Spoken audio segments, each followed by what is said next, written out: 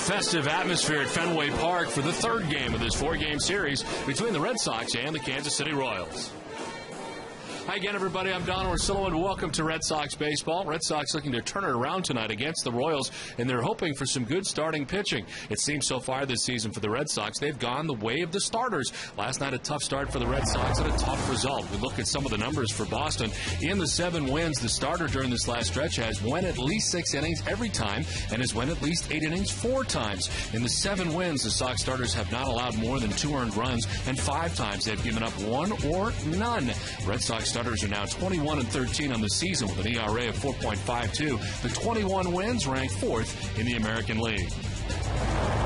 We welcome in Jerry Remy. And Jerry, tonight the Red Sox are looking for a good start from Clay Buchholz. Well, yeah, the problem the last 2 nights for the Red Sox against Kansas City has been the starting pitching. Daisuke having problems, and obviously last night Tim Wakefield having problems, but no problems recently for Clay Buchholz. Over his last 3 starts, he has been absolutely terrific for the Red Sox. Look at the ERA of 1.77. Opponents only hitting 186 against him, 14 hits and 7 walks and 18 strikeouts. You know, right now Buchholz, as we always mention, is still maturing as a major league pitcher. And what he's been doing through these 3 starts, even though in some of those starts he hasn't had all of his pitches working for him, he's had at least 1 or 2, and he's able to go out there and pitch and win with not all of his pitches. And that's a great sign for a young kid to be able to mature to that part of your career where you can get out there with not your best stuff and still be able to win games. That's what he's been able to do. Well, the Red Sox certainly need to win a game here tonight against Kansas City. We're back with more from Fenway Park after this.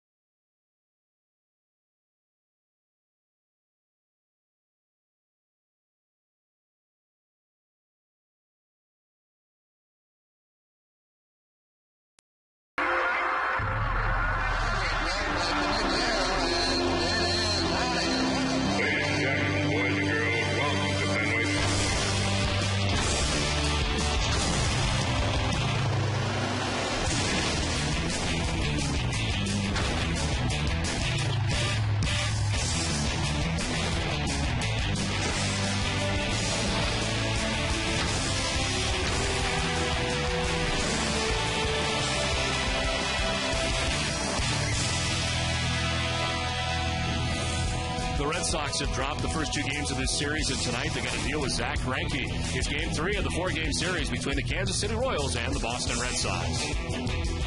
Hi again, everybody. I'm Don Orsillo, and welcome back inside the broadcast booth. The Red Sox have the tall task of dealing with Zach Greinke in tonight's game. Greinke last year was just 16-8, but a 2.16 earned run average was good enough to get the American League Cy Young Award last season. This year, not off to as good a start, largely because of run support. Greinke was 8-1 through his first 10 starts last year with an ERA of 0.84. This season, the Royals have scored just 14 runs in his 5 losses, and 7 of those came in the last start against the Rockies. In his career against the Red Sox, he's 1-3 with an ERA of 3.18. He's made just 1 appearance here at Fenway Park. With an injury update, here's Heidi Watney. Well, Don, not good news with regards to Josh Beckett today in this Red Sox injury report brought to you by Fallon Community Health Plan. After throwing a side session yesterday, his first side session since being placed on the disabled list May 19th with a lower back strain, the team has decided to slow Beckett down. Terry Francona said he was having trouble repeating his delivery, and so they're going to take a step back with Beckett. You know, he threw side yesterday, and we kind of sat down a little bit yesterday and then a lot today. And we're going to slow him down a little bit.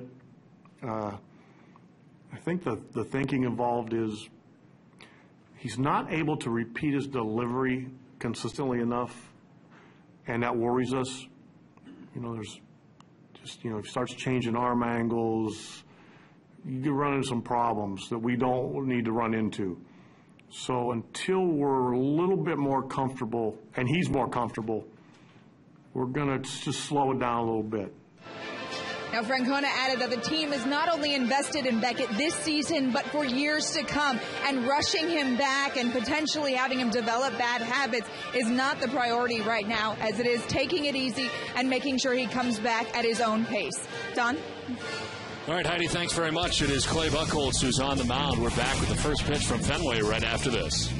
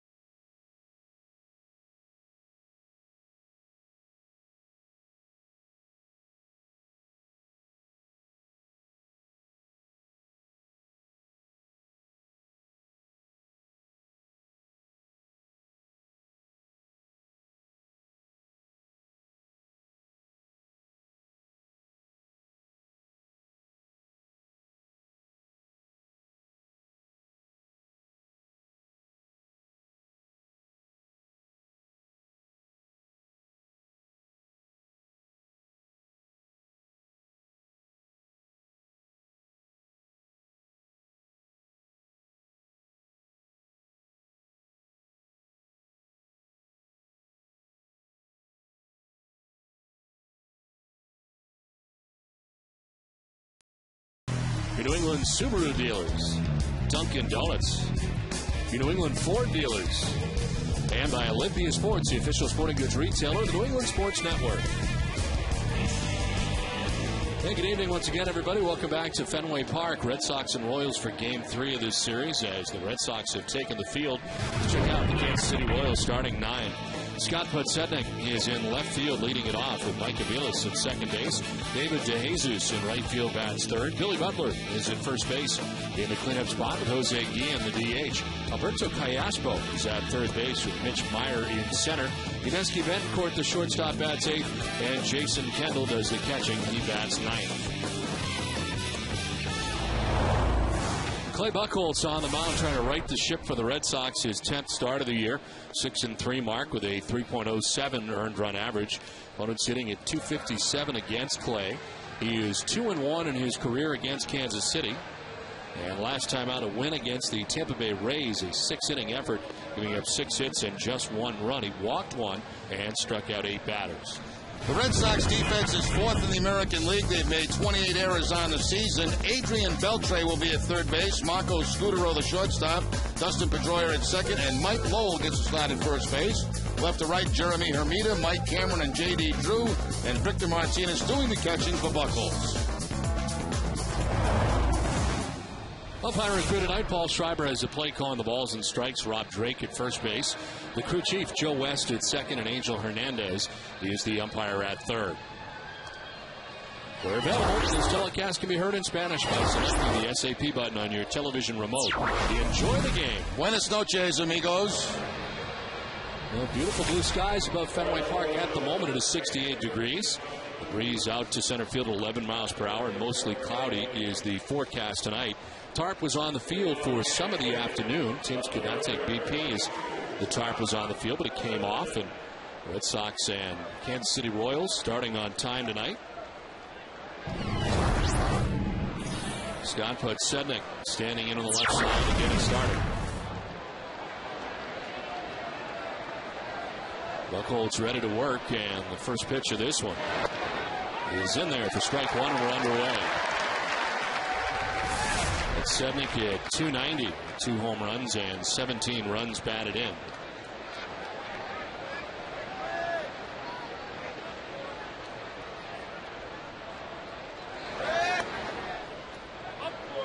Well, because of the speed and bunting ability of Podsednik, both Mike Lowell and Adrian Beltre in tight at the corners.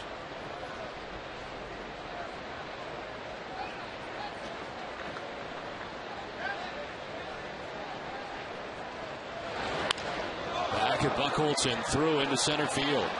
Podsednik on to begin the first inning. Well, Podsednik has now faced Buchholz 6 times in his career, and he's got 5 hits. A changeup away and right back up the middle for Podsednik for the base hit. Buchholz dancing out of the way. Lead runner on here in the first inning for Kansas City. Mike Aviles coming up.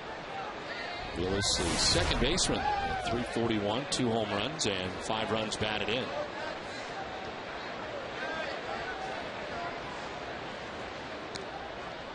Podsednik 16 steals on the season. He's been caught 4 times.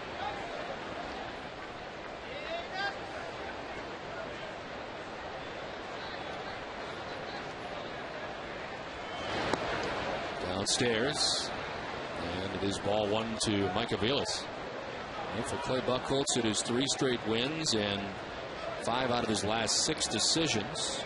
Victory at Detroit, win at home against Minnesota, and last time out against Tampa Bay in the last 3 starts. Good news that Victor Martinez is back in there again tonight after just kind of hobbling around again last night running the bases. But he catches Tim Wakefield, catches Clay Buchholz. Changeup in the dirt, and it is now 2-0.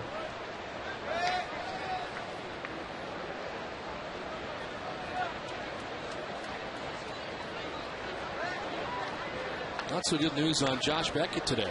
His rehab status has been backed off at the moment, as Heidi Wadley told us moments ago. Some discomfort, and Joe Francona describing it as not really repeating his delivery point, and certainly they don't want him to injure anything further. Yeah, which basically means it's time to shut down again for a little while and not move forward till things feel a little bit better.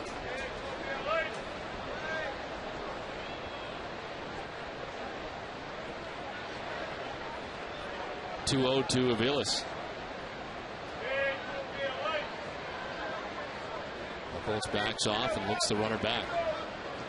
Very concerned with Podsednik at first base. He's falling behind Aviles. 2-0.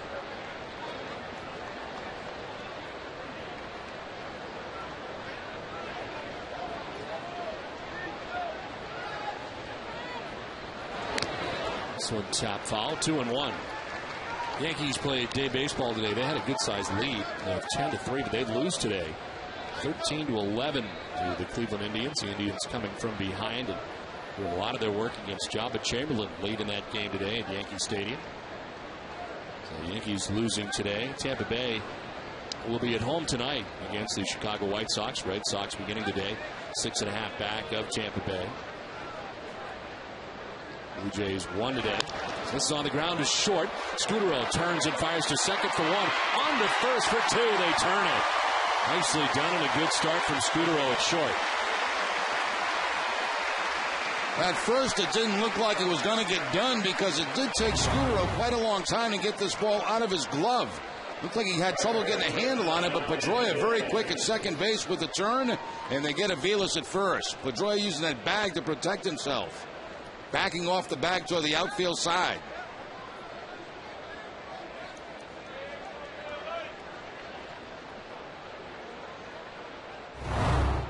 So 2 down here in the first inning. Base is empty for David DeJesus. As he takes strike one. DeJesus extending his hitting streaks to 10 games in a big way last night. 4 for 6 with a double, 2 runs batted in. Last night he now has 4 home runs, 19 runs batted in.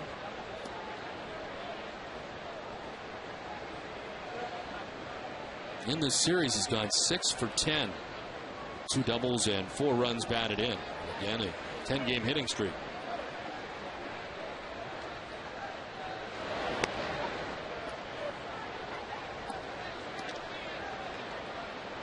Look at the numbers over the 10-gamer. Mixed in 3 doubles, 6 RBIs. Has led off quite a bit over the years for Kansas City, but now batting third in their order. Swing and a miss, 1 and 2. Good change. Red Sox trying to figure out some way to get DeJesus out. That 10-game hitting streak. Excellent changeup from Buchholz down in the strike zone.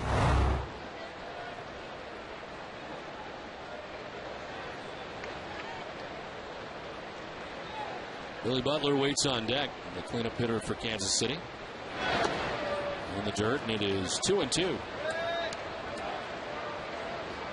On the other side for Kansas City, they are 7 games under 500 to begin the night. 21 and 28. They are 7.5 games back of the Minnesota Twins. The American League Central, however, they have won 3 games in a row in the first 2 games of this series. It's away. And a full count now to DeJesus. Look at the AL Central. Mentioned the Indians winning today against New York, but Twins on top by 2.5 right now over the Tigers. Only 2 teams in that division playing over 500 baseball.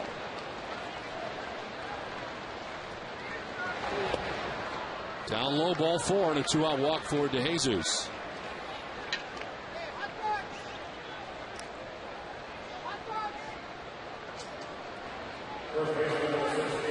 Two down to Jesus at first base, and here's Billy Butler. 349 average. Billy Butler to start the night. 5 home runs, 28 runs batted in. He's slipped to third now in the American League in batting average at 349. He's behind Justin Morneau, starts today at 372, and Robinson Cano of the Yankees, who hits at 351.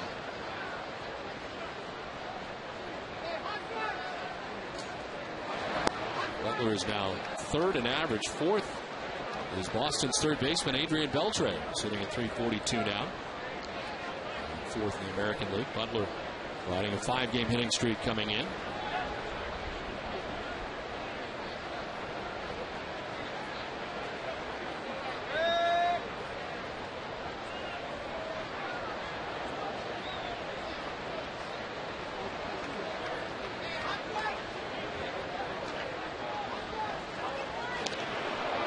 First, relatively close, but back is DeJesus.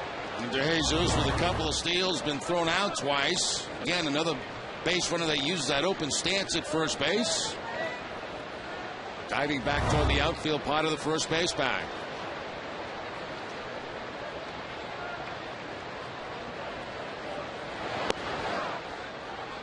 Two and 0. Buchholz falling behind it. Give up a single to Ponsetnik to begin this inning. Got Aviles to ground into a double play.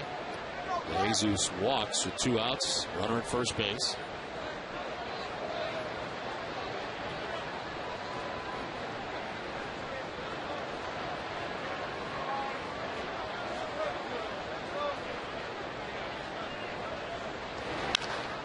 On the ground left side. Scudero will go to second for the force out that ends the inning.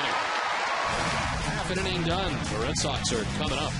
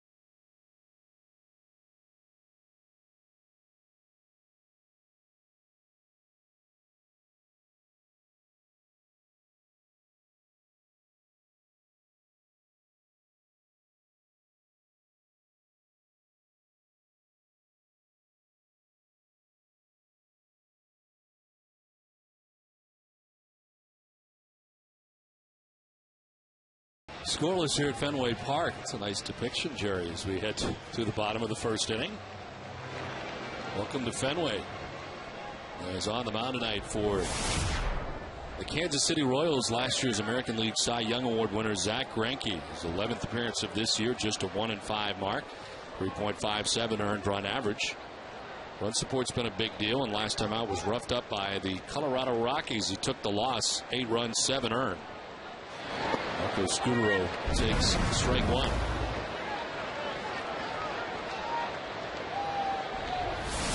Scudero at .259, 2 home runs and 8 runs batted in. Greinke in his career just 1-3 with 3.18 ERA against the Red Sox. And some spectacular numbers last year. He only had the 16 wins, but Kansas City did not have a very good season. You put him on a team that won more games, and he would have been well over 20 last season. Bullpen also did not help him out on a number of occasions. To right field, DeJesus moves over and makes the catch for the first out.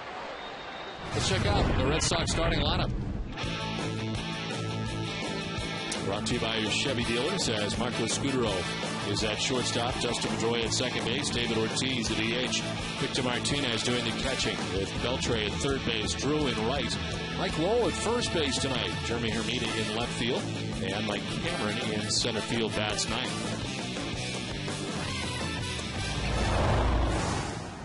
One out here in the first as Justin Pedroia stands in and takes strike one.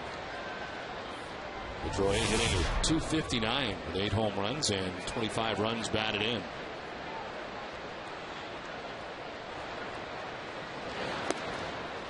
It is outside, 1-1.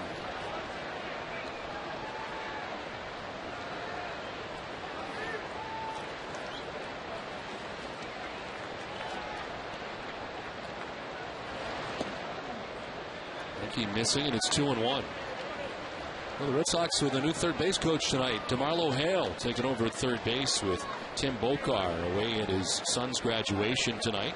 Tim will probably be back tomorrow. DeMarlo Hale has been the third base coach here, of course, the last 4 years for the Red Sox. And the bench with the bench coaches here with Brad Mills leaving. And Terry Francona has talked a lot about how great it has been to have DeMarlo Hale sitting next to him. Well, he's at third base tonight. And we talked about it a lot over the years too, Jerry. What a great third baseman, great third base coach that DeMarlo Hale has been. He was a terrific third base coach, and he's doing a great job also now as Terry Francona's assistant in that dugout. Francona has huge praise for DeMarlo Hale as a bench coach. Next step, for that usually is a manager job somewhere, and I'm sure at some point DeMarlo Hale will be a manager in the major leagues.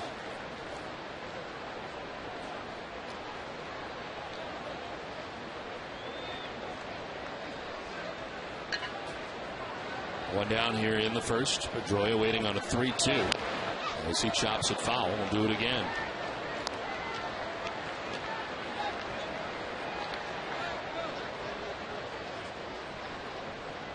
Lengthy battle here between Pedroia and Greinke.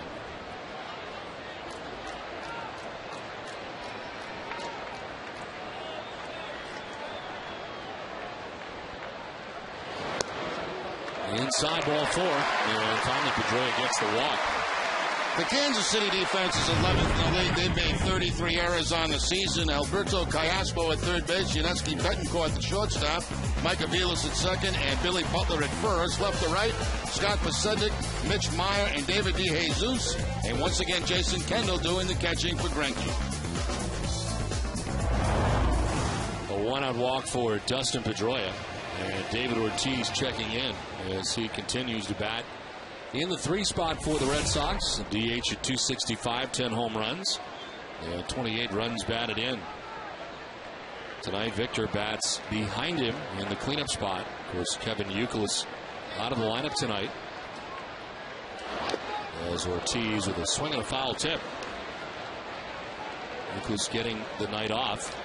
Against Greinke in his career is just 1 for 10. So a bad night to take a night off for Kevin Youkilis. Back in there tomorrow with the day game against Kansas City to round out this series.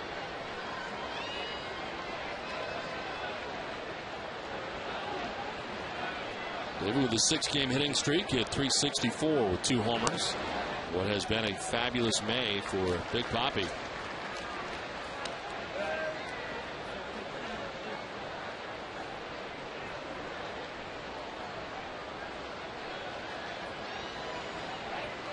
He needed 355 in the month of May.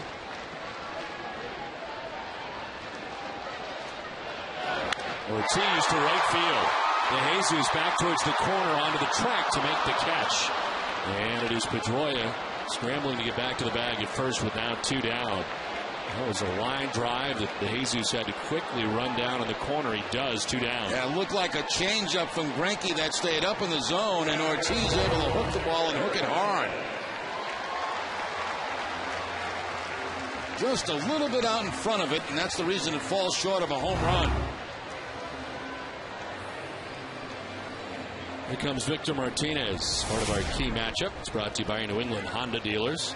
And Zach Greinke is 14 for 44 at 318. A double, a home run, and 8 runs batted in. Had plenty of chances to face Greinke over the years, being in the American League Central as a member of the Cleveland Indians.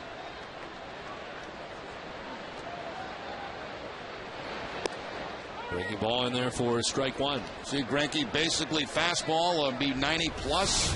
The curveball, which he just featured the Victor Martinez, and the changeup that Ortiz hit.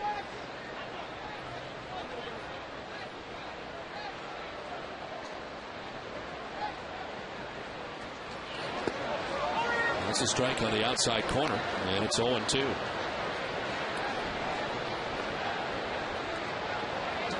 Startling to see him 1-5 at this stage of the season. Good earned run average at 3.57.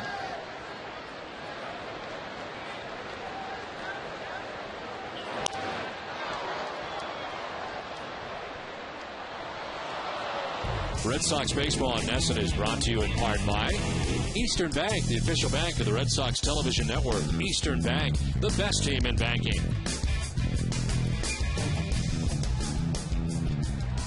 2 outs here in the first inning. Dustin Pedroia at first base. He walked. And Victor Martinez down in the count 0-2.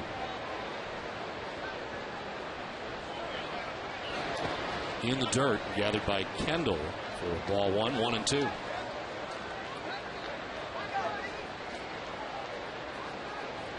Greinke capturing the 2009 American League Cy Young Award. 16-8 The major league leading 2.16 ERA, made 33 starts.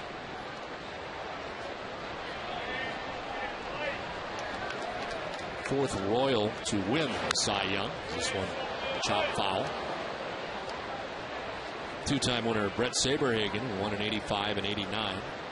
We saw when actually Greinke got his Cy Young award at Kauffman Stadium in Kansas City this year. The Red Sox happened to be in town. A chance to visit with Brett Saberhagen that day. David Cohn won it in 1994.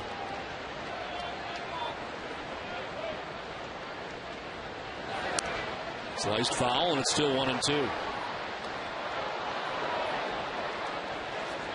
Think about that ERA pitching in the American League last year for Greinke. That's pretty amazing. They faced the Red Sox back on April 10th of this year. Suffered an 8-3 loss April the 10th. That was at Kauffman Stadium against the Red Sox. Gave up 4 runs on 8 hits in 6 2/3.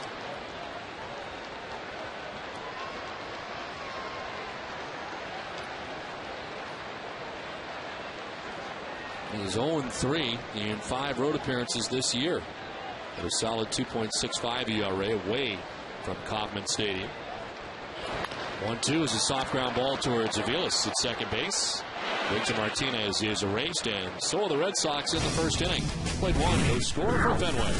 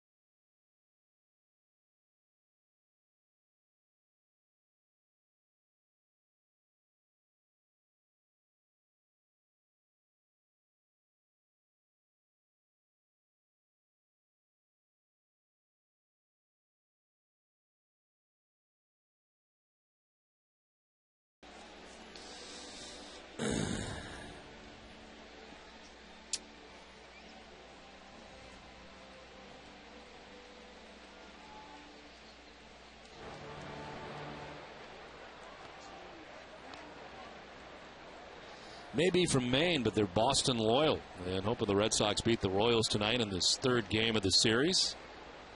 As we head to the 2nd inning, Jose Guillen leading it off for Kansas City. Berto Callaspo and Mitch Meyer. And strike 1 from Clay Buchholz.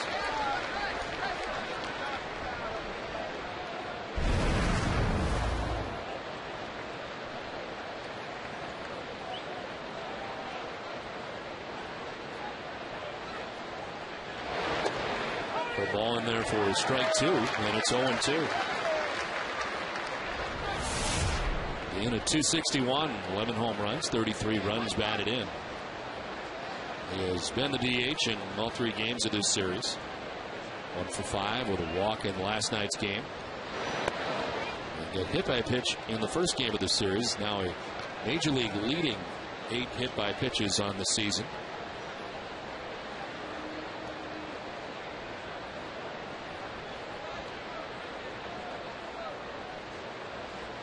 Tied for 5th in home runs with 11 on the year. Tap foul at the dish. And it hangs at 1-2.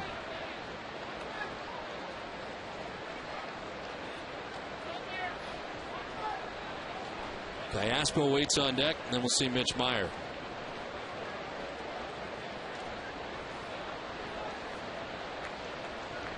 Kansas City starting the day with a .282 batting average as a team. That is tops in the majors. And last night certainly helped out that number with all the hits they had in the ballgame. 1-2 is inside, 2-2. And a 20-hit outburst. 7-run fourth inning really broke it open. It's their biggest frame in 2 years in terms of runs scored in one inning.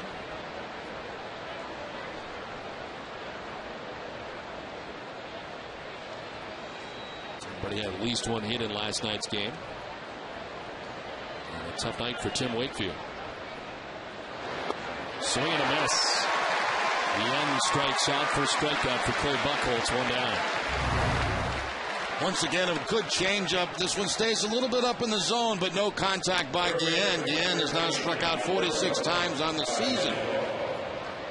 He is in the top 10 in that category. Guillen, a pretty type of hitter that goes up there, and he wants to swing the bat. He's not going to walk very much for the course of the season. One down here in the second inning. Alberto Diaspo takes one away for ball one. Third baseman hitting at .294. 7 home runs and 31 runs batted in.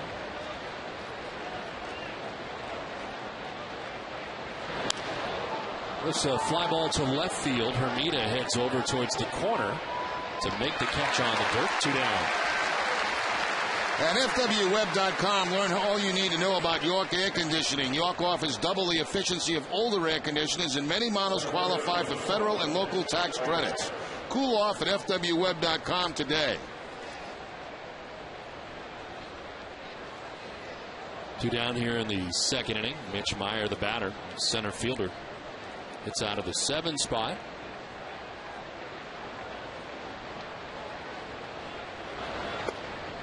Takes strike one. There, the home run, 21 runs batted in at a .277 average. He's 3 for 5 with 3 RBIs in last night's game. And a 2-run home run in the 8th inning. Good curveball that time from Buchholz. So Buchholz right now with the fastball, the changeup, and a very good curveball here to Mitch Meyer. That's a 12-6 job. Maybe 12:30 to 6:30, but close enough.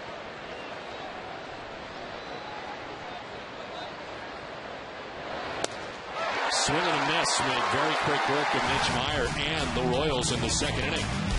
Scoreless from Fenway.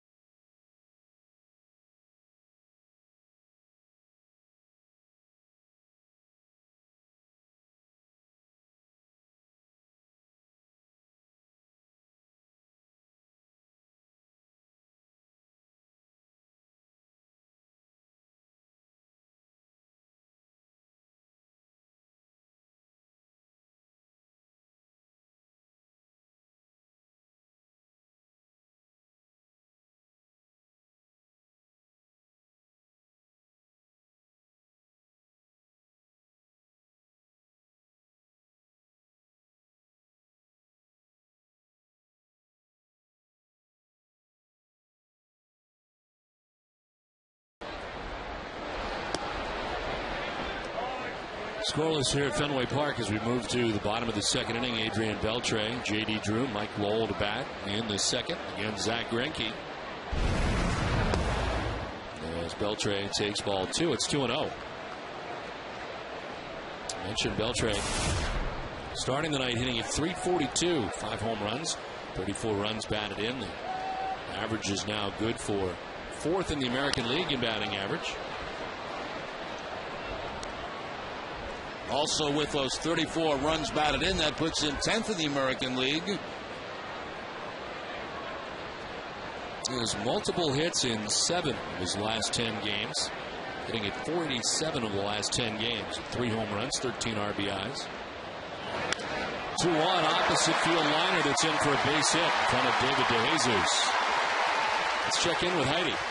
Don, the reigning AL Cy Young Award winner Zach Greinke is not having the same success he had last season. Part of his 1-5 record is a lack of run support, but as pitching coach Bob McClure told me, his stuff hasn't been quite as sharp as it was last season. They're laying off a couple of his pitches that they were swinging at last year. So, he's trying to stay in the zone a little bit more. Even though his walks are down, he's running a little deeper counts, and they're not swinging at some of his strikeout pitches as much as they were last year. Greinke has left the game in line for a win 5 times this season, but ended up with a no decision in 4 of those outings. Don? All right, Heidi, thank you very much. He gives up his first hit of his outing here to Adrian Beltre to begin the second inning. And now J.D. Drew is ahead 2-0.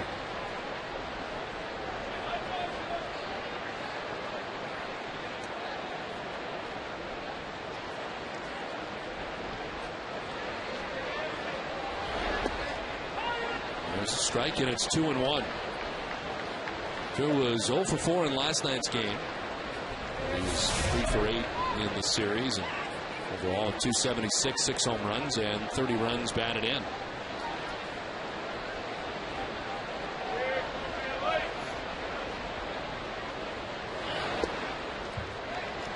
Ball 3, 3-1.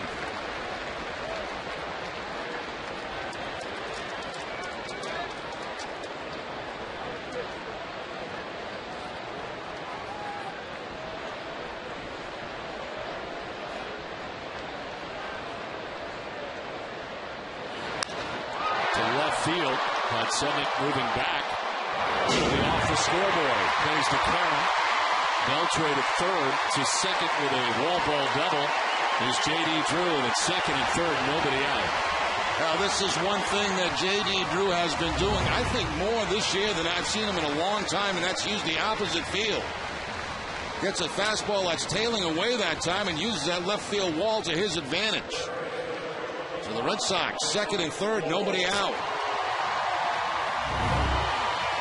So Drew is safe at second, safe and secure.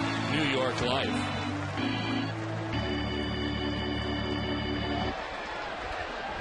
Second and third, nobody out. And Mike Lowell, the batter, not getting a start at first base in tonight's game.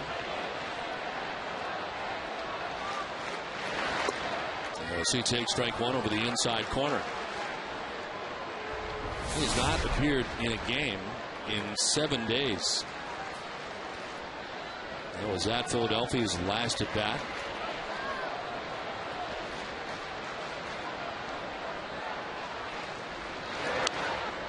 As we talked about last time, as he gets down here 0-2, how harder this becomes as more time takes place in between at bats. Yeah, the longer and longer you go without facing live pitching, the more difficult it becomes. Right now, Lowell, 2 strikes, just trying to get a run home. Infield back with the exception of the first baseman, Billy Butler.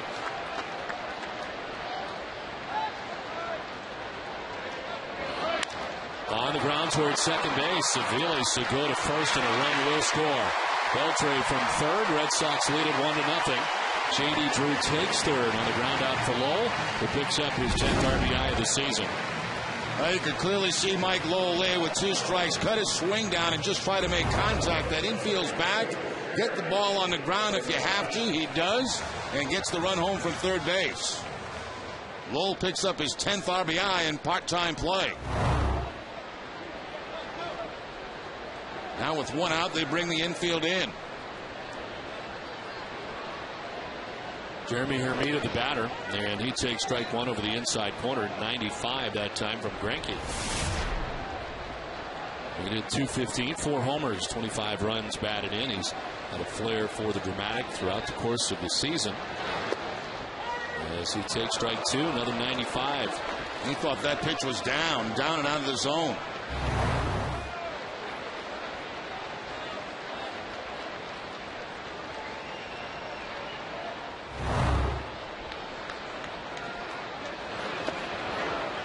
Down and in, and Greinke's able to hold off. It's ball and 2 strikes. Didn't go, says Angel Hernandez, third base umpire tonight. J.D. Drew at third base, 1 out here in the second inning.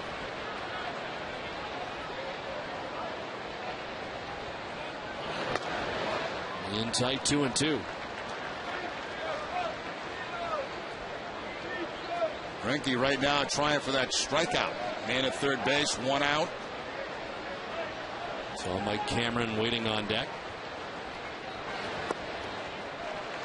Full count. Hermida had been down, 0-2.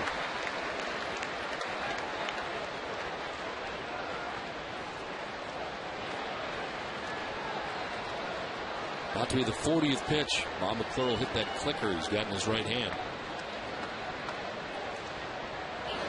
Swing and a miss, struck him out. Hermida down by way of the K. It's the first strikeout for Zach Greinke. That's exactly what Greinke was looking for, and to get the strikeout, he goes to a hard slider down and in. You hear me mention many times that's a blind spot for a left-handed hitter. You see it, then it disappears.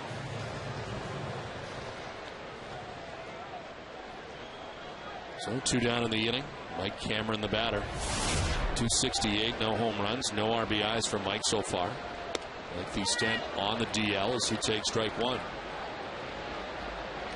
He was 2 for 3 in the ball game last night. Multiple hits in 2 straight games. And a 6 for 17 his last 5 games. Zips one outside at 96, missing, 1-1.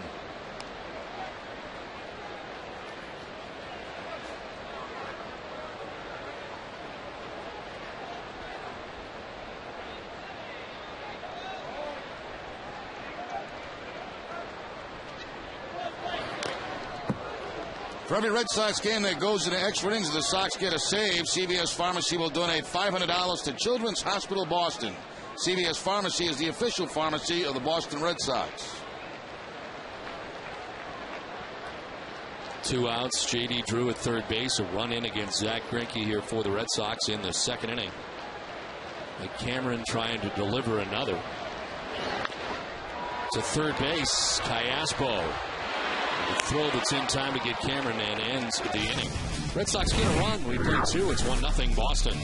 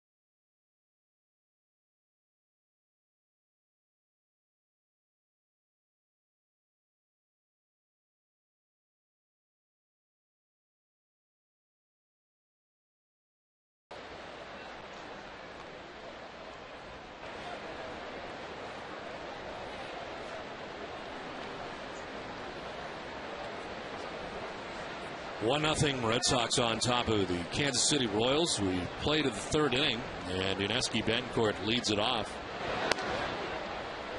A bit of a wait for Clay Buchholz. Red Sox winning game's first run in the bottom of the second inning.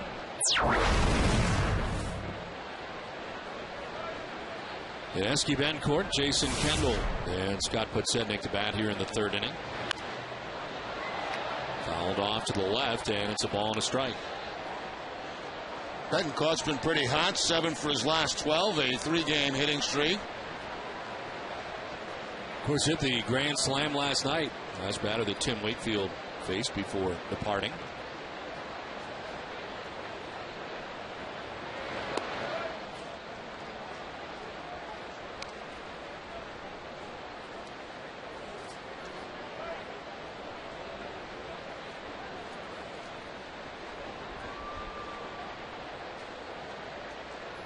Bencourt had returned in game 1 after a mild concussion he suffered a couple days ago.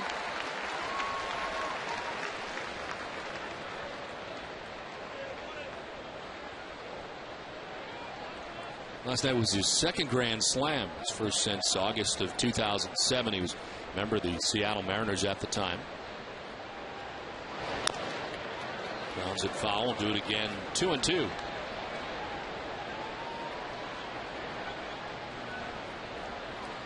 He left the game on Tuesday night against the Rangers in the 6th inning. He had a third inning collision with a catcher and had a concussion. Went back just a couple days later. Started game 1 of this series on Thursday night. Swing and a miss. Buchholz at 95 gets it by him. Third K for Buchholz. 1 down. Had thrown Betancourt a lot of off-speed pitches in that particular at bat till this last high fastball. Upstairs by design with Buchholz. So back-to-back strikeouts. You get Meyer to end the second inning, and now Betancourt to lead off the third.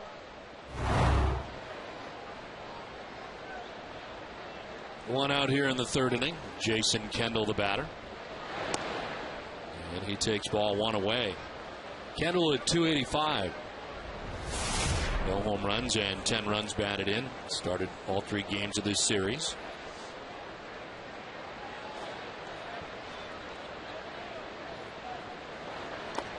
With Kendall, you never know. He may be starting the day game here tomorrow. He's a guy who likes to catch as many games as he can. Not the customary starting catcher. Gets a lot of those day games after night game off.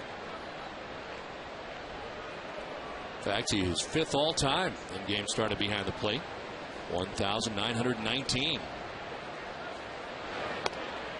In there for strike 1, 2-1.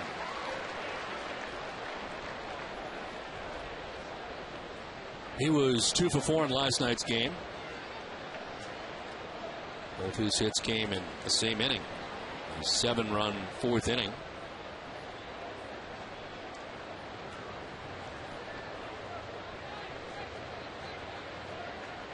A 2-1 pitch to Kendall. He has grounded softly to short. Scudero's got it. 2 down in the inning. Red Sox fans, make it June a memorable one for a limited time only. Come see the Red Sox take on the Oakland Athletics as well as an interleague battle with either the Philadelphia Phillies or Los Angeles Dodgers with our new interleague double play packs. Visit RedSox.com to get your packs before it's too late. 2 down here in the third inning. And Scott Podsednik, the batter, singled to center field. The only hit so far for Kansas City. Line right to the third baseman, Beltre. Goes to his backside to make the grab with the backhand. It's a 1-2-3 third for Buchholz. A 1-0 Boston lead.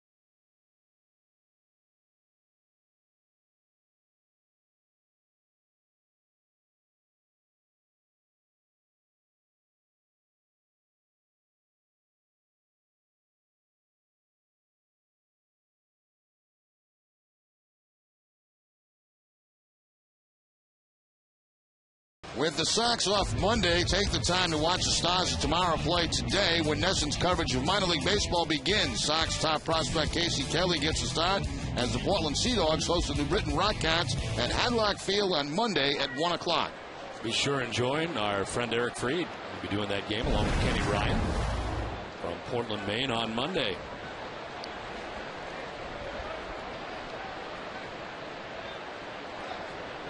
The 0-1 to Marco Scutaro. Pitch misses away, and the count is 1-1. Pleasure to see the E-Man in the booth tonight. He's getting ready for his big game on Monday. In the house. No Georget tonight, though. Very casual.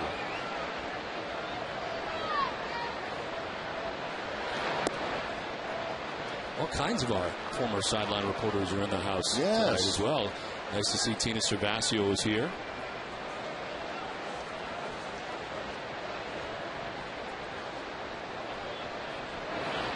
The 2-1 is low and outside. 3-1.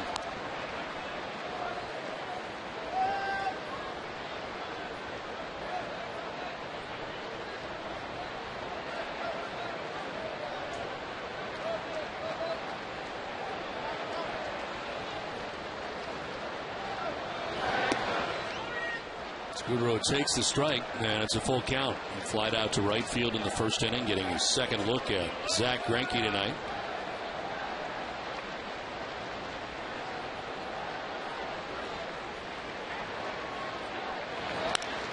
To center field and in for a base hit. Marco Scutaro collects the third Boston hit of the night. Leadoff single to begin the third. Now, Scudaro's had good success against Greinke. 389 coming into the game, and he gets a 3-2 fastball and shoots it up the middle on the line for a base hit. So the Red Sox now with 3 hits in the game off Greinke and the 1 run. Scutaro at first base. Dustin Pedroia stands in. He walked in the first. Only walk given up by Greinke tonight.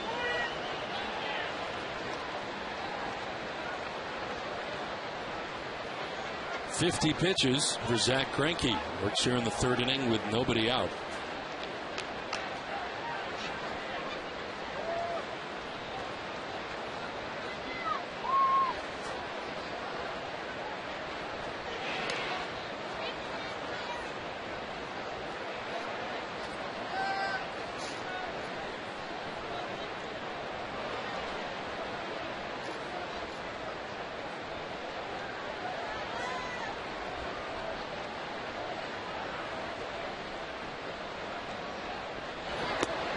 In tight, it's a ball and a strike.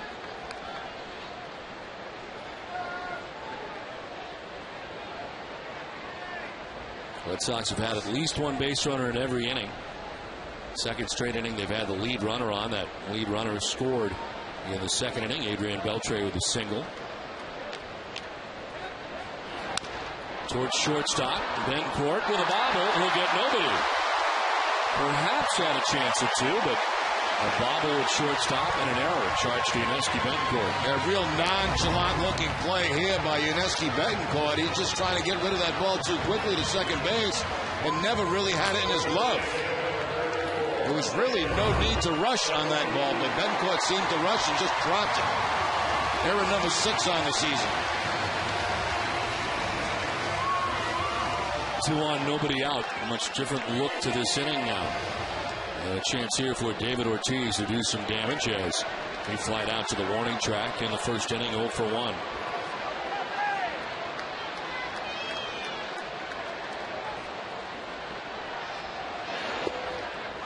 Take strike 1 from Greinke.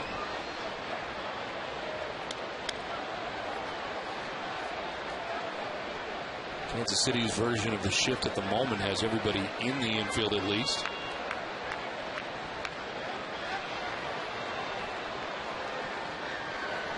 Ortiz 1 for 10 against Greinke coming into tonight's action. This one gets away briefly from Jason Kendall, not far enough. Yeah, it's not the full shift on David because Callaspo has to stay near third base because of that runner at second. If he pulls over to that shortstop position, that's wide open for steal.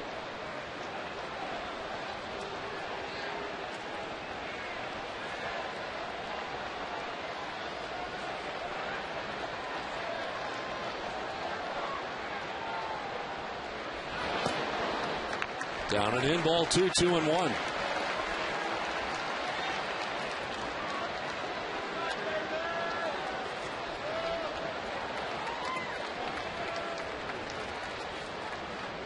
Ortiz now, Victor Martinez next.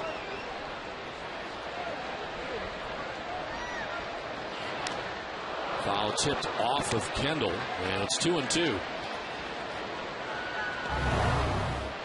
Change up this time from Grankley. Foul tip right off the shoulder, looked like for Jason Kendall. Didn't look like there was much padding there to absorb that.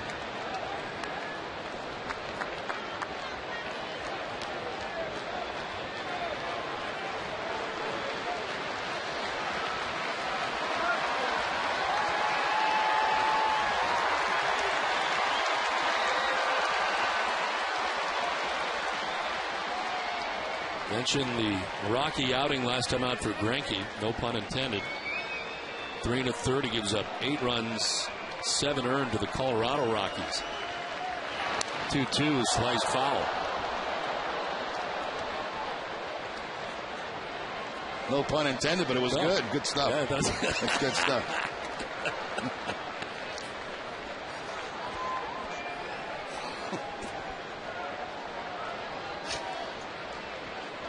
He left trailing 7-0 in that game and took the loss, his 5th of the year, 1-5. 2 on, nobody out. The 2-2 to Big Poppy. It was inside, ball 3. And Greinke wanted that too. Slide it down and in. Very similar to the pitch he got Hermida on. Just off the inside corner. You see the disgust on Greinke.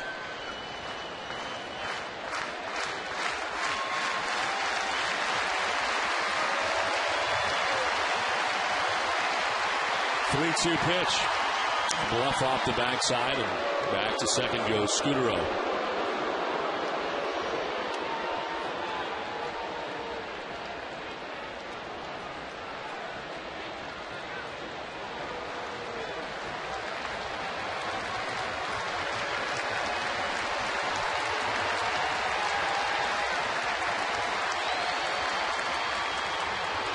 On the bluff. And again, no throw.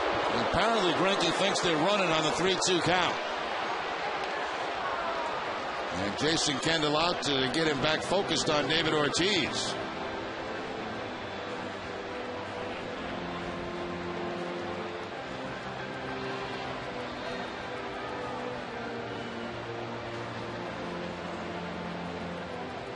Red Sox leading 1-0, getting a run in the second inning.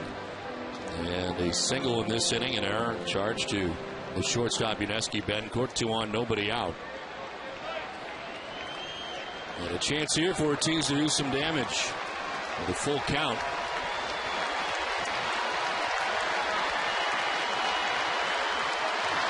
Ortiz strikes out, could not hold up.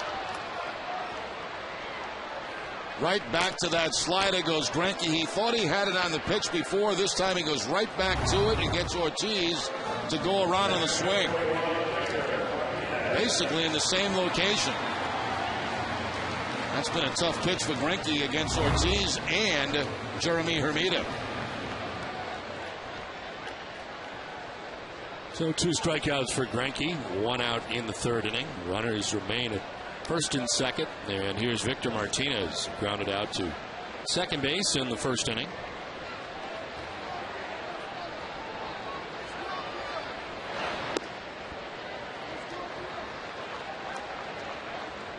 Mitch Meyer in center field, playing a deep center field for Victor Martinez. And they play for Martinez to pull in the outfield.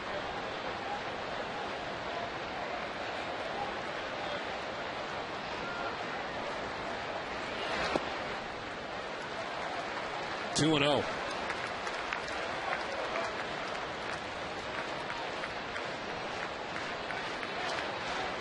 Victor grounded out to second base in the first inning. He's 0 for 1. Pitch count high for Greinke. 2 1/3. He's thrown 61 pitches.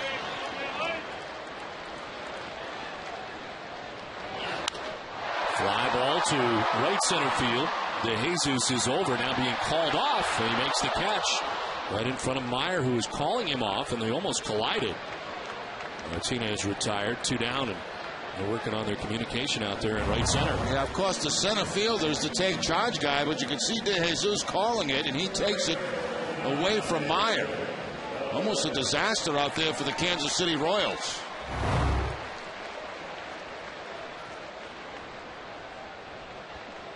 Two down, 2 on, and Adrian Beltre, the batter, singled to right field in the second inning. 1 for 1. He's got one of the 3 hits the Red Sox have in this game off Zach Greinke.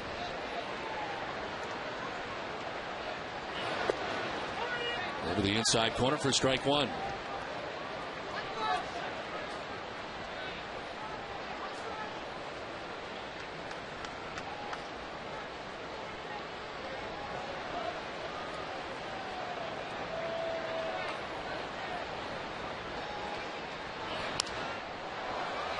Get one of the best sports sections in the country delivered to your home every day. Sign up now for convenient Boston Globe home delivery. Call 888-MY-GLOBE or go to bostonglobe.com/sports.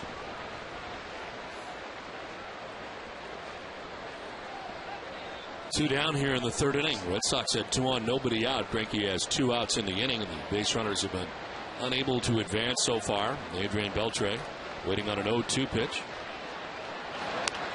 Rounds one foul outside of third. League leaders are brought to you by Olympia Sports and the category of runs batted in the month of May. Vlad Guerrero with 30, Adrian Beltre with 25, David Ortiz with 24, Jose Bautista and Evan Longoria also in the top 5 in the American League. 0-2 pitch. Down and away, he doesn't chase, and it's 1-2. Well, that slider was effective to Hermida and to Ortiz, both from the left side. Tried it on Beltre.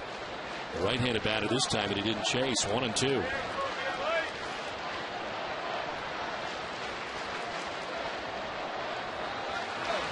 Swing and a miss. Can I get a piece? No, it is into the tip, into the Kendall's glove. He holds on to it, and it ends the inning. It's 1-0 Boston, a promising inning. Red Sox don't score.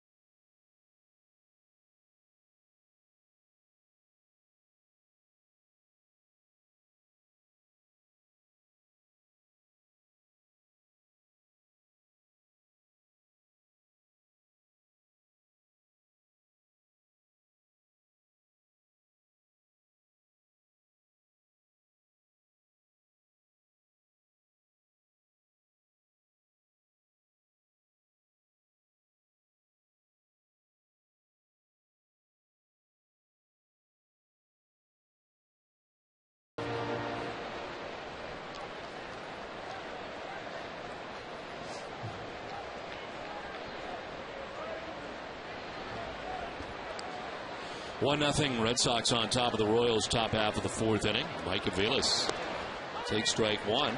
Breaking ball from Clay Buchholz. Aviles, De Jesus, and Butler here in the fourth inning.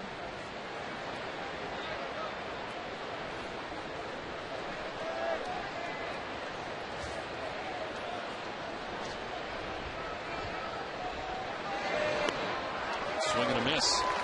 Another good curveball there from Buckholz as he gets Aviles to chase. And quickly ahead, no balls and 2 strikes.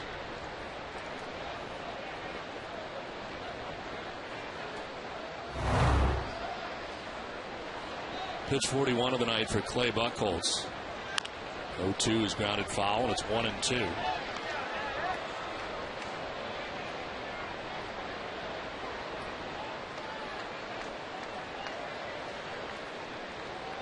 .41 pitches, 25 strikes so far for Buckholz. Ahead 0-2. And it's inside 1-2. Our guest tonight, and joining us for the 4th inning, is doing a little bit of everything these days. Are you kidding me? But nothing good. You are on Fox now. You're on Major League Baseball Network.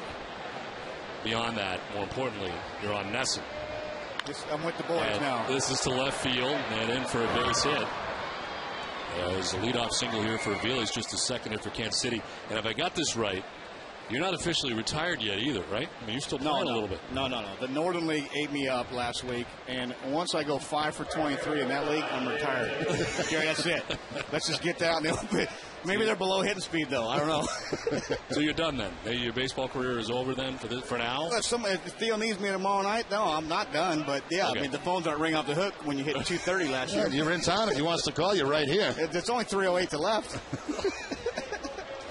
But you got stuff going all over the place now. You're on 3 different networks. I mean, I guess I'm not overly surprised by this, to say the least. No, and a true story.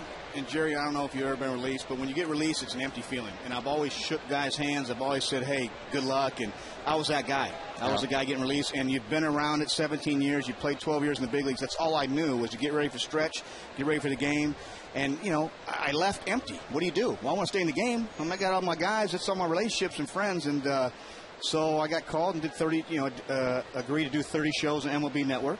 And then 5 dates with Fox. And then, here I am in NESN with the boys. I mean, I've never been up here. This is unbelievable, by the way. It looks easy up here, doesn't it? Look at that. Guy, stay on that ball, son. Let's go. This is what you guys used to say. Millar, step towards the pitcher. His front foot was going to the third base. Now I can see how bad I look, though. Honest to God. It all makes sense. No, you're right. It is tough about that when it all comes to a final end. And, all of a sudden you're without something you've been doing since you were a kid. And all of a sudden that's gone, and you just don't know what to do next. And it's smart to stay in the game right away. Instead of taking time off and getting away from it, you should stay in some capacity. Listen, I mean, I got 3 kids at home. My wife's due in June. I wanted to stay home for a year and, sit back and relax. But I love this game. I don't know what to do. Do I want to coach? Do I want to manage? Do I want to do TV? I don't know. Everybody's like, oh, yeah, you're Millar, you're fighting. No.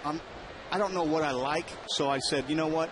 I enjoy the game and here talking the game and being around the guys. And, that's it. It'd be like you getting tapped on the shoulder, Donnie, and saying, you're done. Right.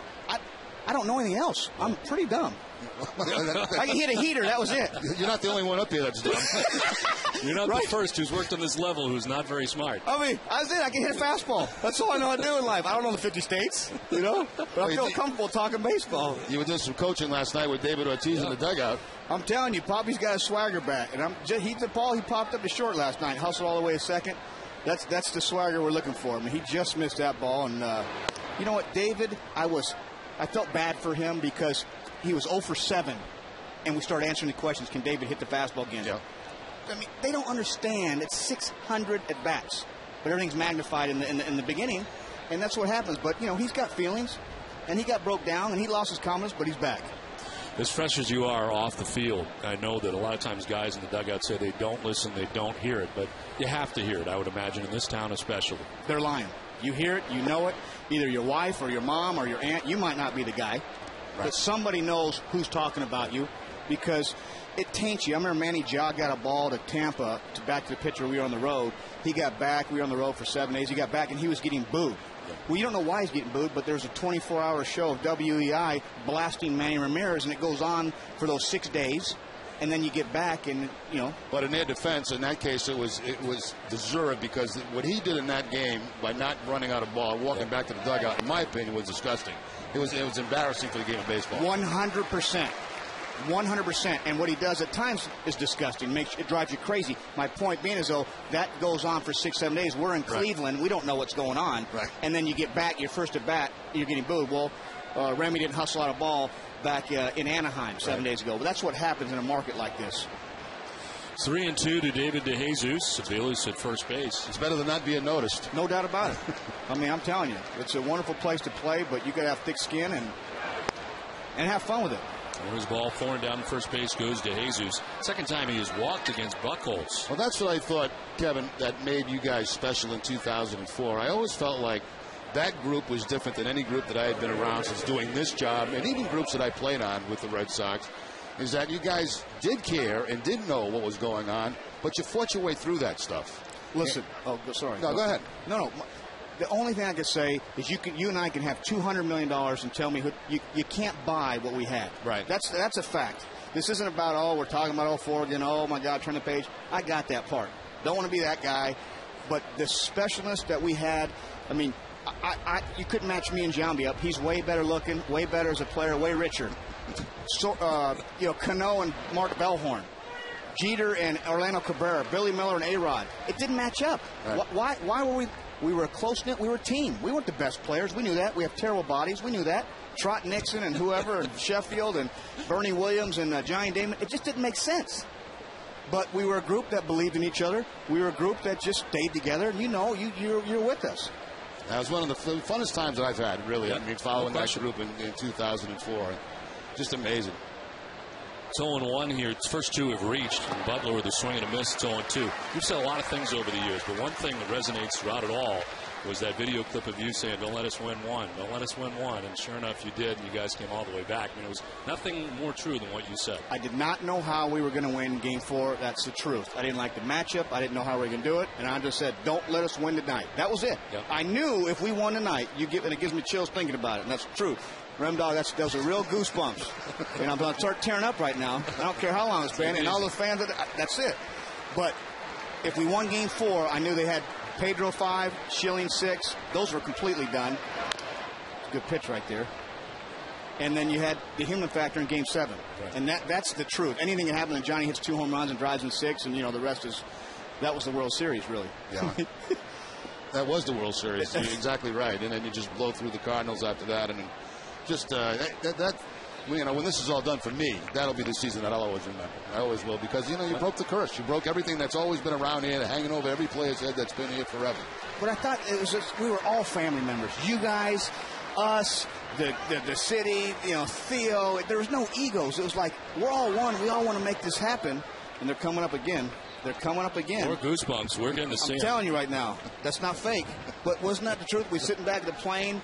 And, if you were sneaking a heater back there or we were sneaking a thing here, but we were a family. We were a family, right?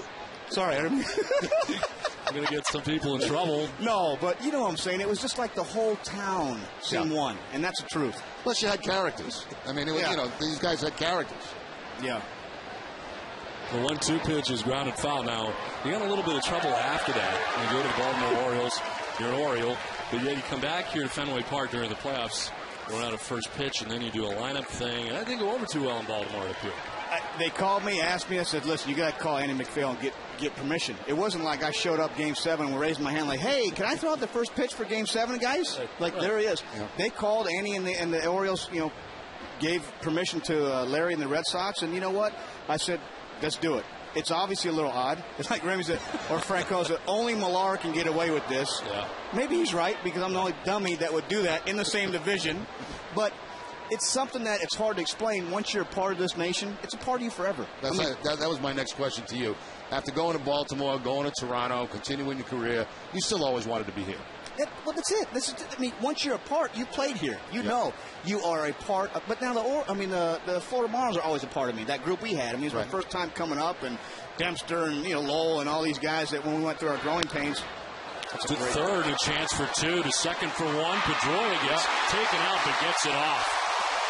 Around the horn they go, and 2 big outs for Clay Buchholz. Well, what a play at second base. First of all, third base by Adrian Beltre, and then Pedroia with the guts to hang in there at second base. He knows he's going to get his clock cleaned by D. Jesus. For some reason, Beltre looked to it first. You see him get upended and make that double play. Nice play on both ends, Beltre and Pedroia. Here comes the takeout slide, the 1-foot throw to first base to get the out, and Mikey Lowell making the catch at the other end. So nice double play by the Red Sox. 2 down here in the 4th inning. Mike Aviles goes to third base. Here's Jose Guillen with 2 outs now in the inning. We're visiting with Kevin Millar, if you cannot tell. I tell you what, with Buchholz, that pitch he just threw to Butler, he throws such a heavy ball. And we faced him, obviously, his second start. He threw a no-hitter against us. We didn't know he had a changeup. He was fastball, curveball in the reports. He has a wonderful changeup to right-handers and left-handers. But he throws like a bowling ball fastball. And I tell you what, I told Veritek after a few starts, throw his fastball more. You don't have to trick every time, every hitter, because he throws a heavy ball. It's got movement. It's got that late life. And you saw right there with Billy Butler, just got in on him, and he had 2 strikes, and he rolled in a nice double play. The thing about Buchholz, you watch him grow with every start that he makes. I mean, when he first came up, he had the no-hitter, obviously, and things are not going to be easy after that for him. And he had some problems going. But, now, I mean, he can win with 2 pitches. I mean, he can go out there with just 2 pitches. If he doesn't have a couple of his pitches, he can still win. Yeah, you said that today. I thought that was a great point by you, because not every pitcher has all of their whole package. And when they do, they'll have a year like Greinke does that year. But it's most time they go, they have a fielder changeup, a fielder curveball that day. It might be rainy out, it might be cold out. But I tell you, this kid could pitch on fastball changeup and dominate the league. Well, it's 2-1 right now to Guillen with a swing and a miss, and it's 2-2. Once again, staying off the plate to Guillen. He's not a very patient guy. He'll expand the zone. Now with the count 2-2, see if Buchholz expands it again. That's that changeup we were talking about. 82 miles an hour, down and away. Tough pitch to lay off as a right-hander. You read it as a fastball, and that's why you get so many swings that look like that. I hate the changeup there. Yeah. I hate the splitter. 2-2 to Guillen. Is up and away, full count. Well, heading into the season, the Red Sox rotation certainly gets a lot of talk heading into this year, and Lackey and everybody else got to be impressed with what's going on here. But right now, a setback for Josh Beckett certainly does not help things at the moment. No, and you know what? There's a long season ahead of us. Get Beckett healthy. If it's 2-3 weeks, great. They're going to stay in the mix. Obviously, with Buchholz and Lester right now stepping up. Line to first and a hop. It's picked by Lowell. Take it to the bag. Kevin Millar will be back with us when we come back to Fenway Park. It's 3.5 done. It's 1-0 Boston.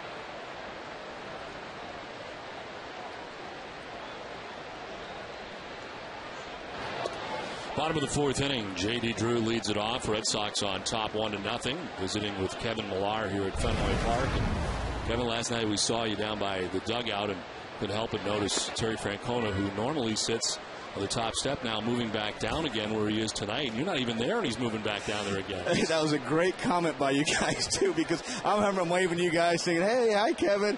And somebody said that. Oh, somebody said that that's Tito's spot, and now that Millar's down there, he's getting away. He don't want Millar talking his ear off. Now, I hear rumors that he put some tobacco in your highlights. Let me tell you right now, I'm over there doing the pregame, and I go up there, and he's dropped tobacco and gum all of my highlights, so my hair might be a little brown. And that was my question I had to Theo about 15 minutes ago. I'm 38. When do I stop highlighting my hair? Oh, no, it's no. Way to get my age and start going worse. I'll tell you what, I looked at yours last night. I'm thinking about doing it. Hey, come on, Donnie. I'm thinking, like, do I ever get to grow up here, or am I that guy? You know? I told you, am I that guy? Highlighting the fake teeth. TV likes all that stuff. Wait until you see it into this big time. They'll have all kinds of work done. You'll be adding hair. This is popped up around the mound from second base. It's Aviles for the first out of the fourth inning. Discover the wonder at Foxwoods Resort Casino, North America's premier entertainment destination. In addition to more than 380 table games and 760 slots, enjoy world-class accommodations, restaurants, retail shops, and 2 18-hole championship golf courses. Foxwoods, nothing compares to the wonder of it all. I know Millar would like that place. Wow. All those gaming tables. Wow, that's a low price. I know. I'll tell you what, this TV thing, you're going to love it. You get some plugs when it's necessary. Right now, you're doing all right. You get some face work. You'll have all kinds of work being done. You're going to love it. I can't read, though. That's what I'm nervous. Like, what Jerry just did, that was phenomenal. You won't have to do that. Thank you. Thank God. I don't want to ever be able to do that. One out here in the fourth inning as Mike Lowell stands in. You know, we've had to watch this. I know you're very close with Mike. What a strange situation this has been for such a class guy this year. True story, it really is. And I don't care. I don't want to hear, oh, he's making this amount of money. Listen, drop the dollars for a second. This is a baseball player. He hit .295 last year. He had 17 home runs, whatever, how many RBIs, you know, on half of the hip, whatever. But that's a nice little season. And it's tough because, you know, this was your MVP in 2007 of your World Series. He's an RBI. He's got a nose for the RBI his whole career, but he's a class act. He was a quiet leader. And to have this situation, obviously, it's part of the game. Most of the time, at the end of your big deals, you know, it's almost like it's not working out for either. There's a base hit. Still getting it done. Not a lot of at-bats. Been 7 days since he last played. He's got a one-out single here. That's a good example. You know, in his last at-bat, he has 2 strikes on him. The infield's back. He's just trying to make contact, going the other way to get the run home. This time he gets the fastball down and in from Greinke, and he pulls it between that hole and third and short for the base hit. Just a smart hitter. I told Peter Gammons, I guess he was 4 for 7 coming in this game, and you know, Uke was 1 for 10, and you know, he gets to start against Greinke. He hadn't played probably in, you know, started the last 12 days. And it happened one year in my career. I went 4 for 4 against Randy Johnson. And I think I ended up 4 for 100 against Randy Johnson. I always got Randy Johnson. Well, you know, you got, you know, 4-4 with a home run against him. I'm told Lowell probably wishes he can take those 4 hits back in 06 or 07. This is Jeremy Hermida with 1 out, 1 on. That's the amazing thing about Lowell to me so far this season. He's had very few at-bats, but he's getting the job done. Like I said, in that first inning, he did what he had to do, get a ground ball with the infield back to get the run home. Now he gets nobody on. He gets the base hit between third and short, right on the fastball, down and in. The thing that has always amazed me is no matter how hurt he was, even at the worst point, even before he had the hip surgery, he still was able to hit. He just kept hitting. He couldn't run a whole lot, but he could hit. He could hit. He can hit. Always has had a nose for the ribby, like I said in the RBI. He's a professional hitter. He's not, his forearms, if you feel them, they feel like jello. It looks like he can't do 10 push-ups. You know, he does nothing that's going to, you know, like knock you off the wall, but he's a baseball player. He's a baseball player. I mean, we get so caught up in all this tools and stuff and this and that, right? And this guy, what he looks like in uni.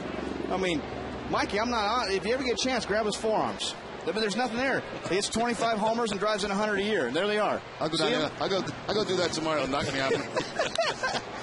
Fly ball sent out towards deep left center field. Meyer going back, as is Podsednik, and it's Podsednik makes the catch right in front of the warning track. And Hermida is out number 2 of the inning. They're getting a little confused in the outfield tonight in Kansas City. It looked like Podsednik was looking for help from Mitch Meyer in center field, but Meyer was nowhere to be found. Meyer's looking at his left fielder's looking at his center fielder, and finally it's Podsednik that makes the play. 2 down in the inning. Mike Lowell back at first base, and Mike Cameron about to step up here. I think Mitch Meyer might get steered off that one a little bit with what happened earlier in the ball game.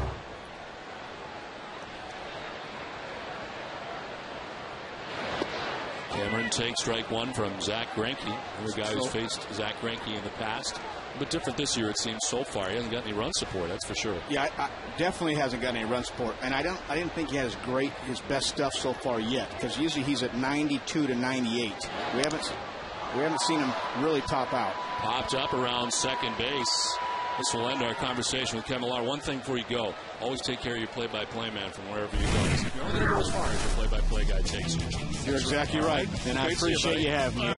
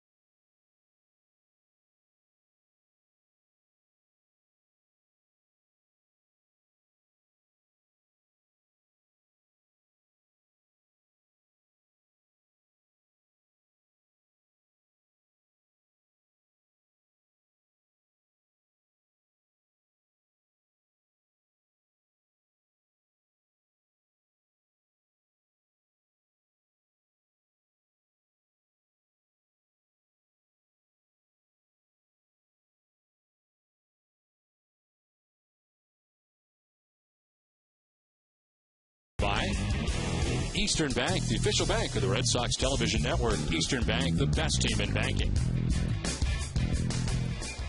Top of the fifth inning. Red Sox on top of the Royals 1-0.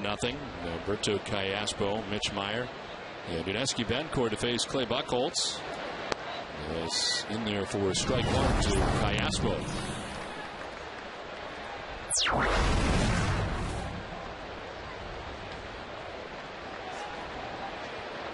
Two double plays turned by the Red Sox defense tonight. Played big parts here for Buchholz and what he's not been able to do himself, which has been very good so far through the first 4 innings. Up to 64 pitches.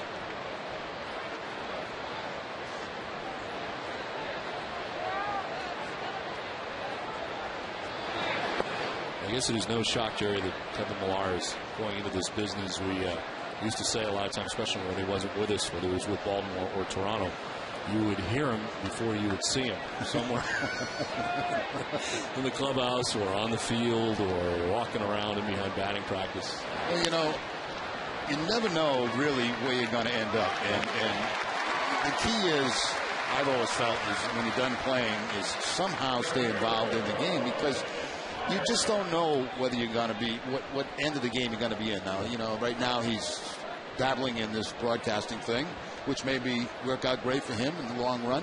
There may be some point where he'd prefer to be on the field as a coach or a manager. So it's the key is to stay around the game and figure out, you know, really what you want to do. And because once you get away from it a couple of years, you know, it's easy to say, geez, I like sitting around doing nothing. You know, and a lot of the players today can't do that. So, you know, it's a learning process for him right now, and I'm sure he'd be fine in whatever he decides to do. I don't think a lot of people know this, but you were a Double-A coach for a little while in New Britain. Exactly right. I did coach 1 year down at the Double-A level, and I enjoyed it. But it was frustrating for me because, you know, for a lot of the things, a lot of the players that you knew were going to be in the big leagues weren't as hard of workers as the kids that you knew had no chance. And it's sad because they'd be out there at 12 o'clock in the afternoon wanting to work hard, and you'd work hard with them, but you knew they were just short and they're probably not going to make it. And then some of the guys that were the number 1 picks, the number 2 picks, they were kind of mowing right through and not putting the time and effort in.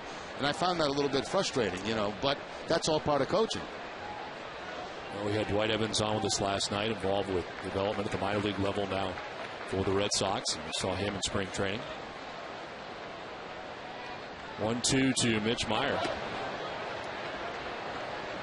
And it's 2-2. He struck out back in the second inning. It's not been a huge strikeout night so far for Clay Buchholz. He does have 3 strikeouts through 4 1/3 innings.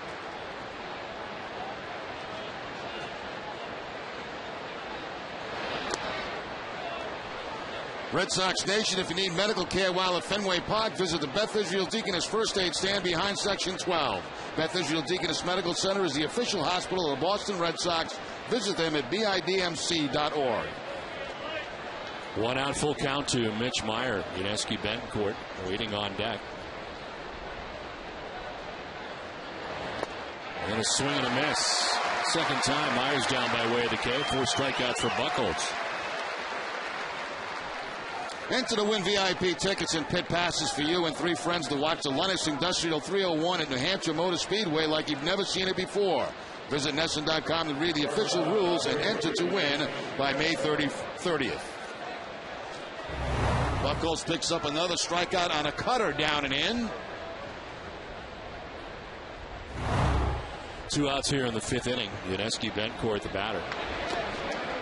As we mentioned earlier, it's great to have all of our former sideline reporters, I think, around here tonight as it stands. We had Eric Freed drop in last inning. Tina Cervasio here this inning at Fenway Park. And it's like old home week here at Fenway at the moment. Hi, Tina. I guess the only one we're missing in my tenure is Tom Caron.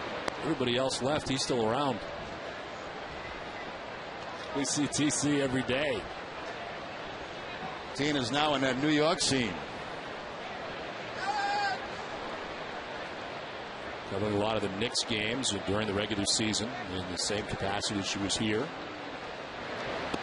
As pitch misses for ball 3, 3-0. The thing that bothered me about Tina when she was here, she was always in a bad mood. Every day was down. And you and I could be categorized as 2 of the most miserable human beings on the face of the earth. She had to work with us every day with a big smile, and they just stare at her. And what are you so happy about? 3-0 is in there for strike 1. So it is 3-1 to Yuniesky Betancourt. 2 outs here in the inning. We're actually very positive people.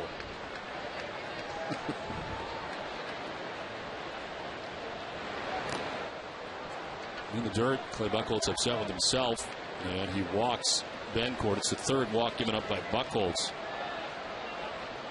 See the body language there, not happy at all. On tomorrow's Ultimate Red Sox show, Heidi reaches new heights as she hosts the show from the catwalk at Tropicana Field in St. Pete. Her lineup includes the Sox recent sweep of the Rays, ex-top 5 unknown closers, and much more. Catch a complete lineup tomorrow at noon on the Ultimate Red Sox show, presented by Arbella Insurance Group. Arbella Insurance, here for good.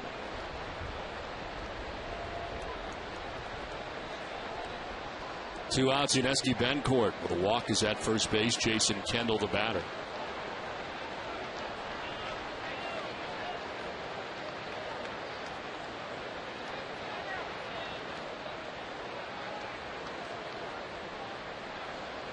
.77 pitches for Clay Buchholz, 43 for strikes.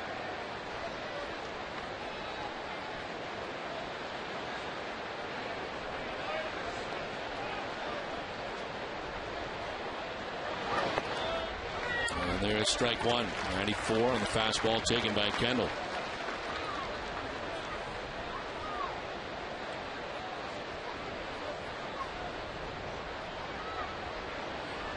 Kendall grounded out to shortstop in the 3rd inning. He's 0 for 1.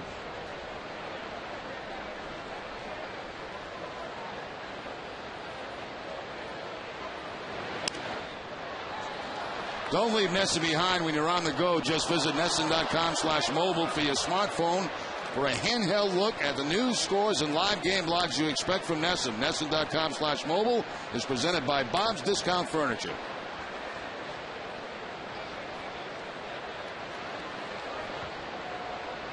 4 hits, no errors for Boston. No runs, 2 hits, an error for Kansas City with 2 outs here in the 5th. Husky Bencourt at first base. Here's pitch 80 for Clay Buchholz.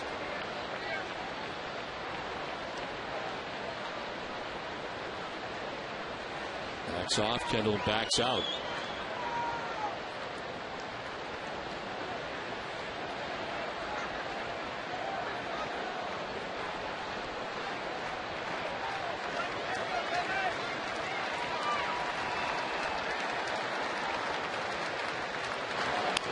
On the ground, softly left side. Scudero charging. On the run, throws in time, and the inning is over. Halfway through this one, the Red Sox holding on to a 1-0 advantage.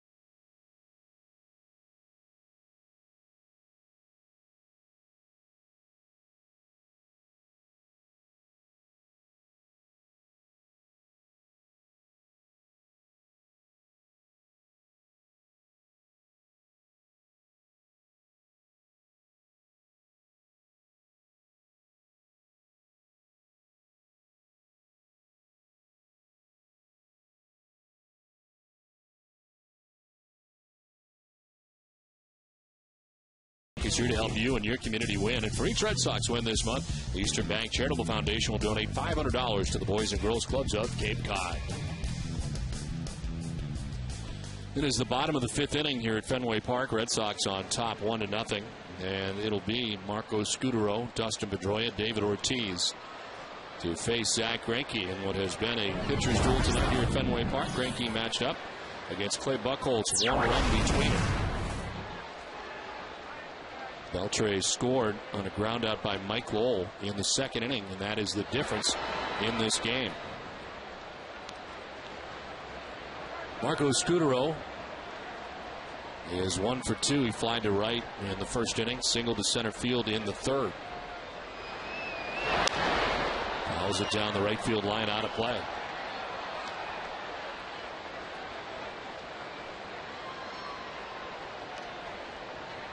Numbers for Greinke, 85 pitches deep. The 1 run we spoke of, a walk, 3 strikeouts.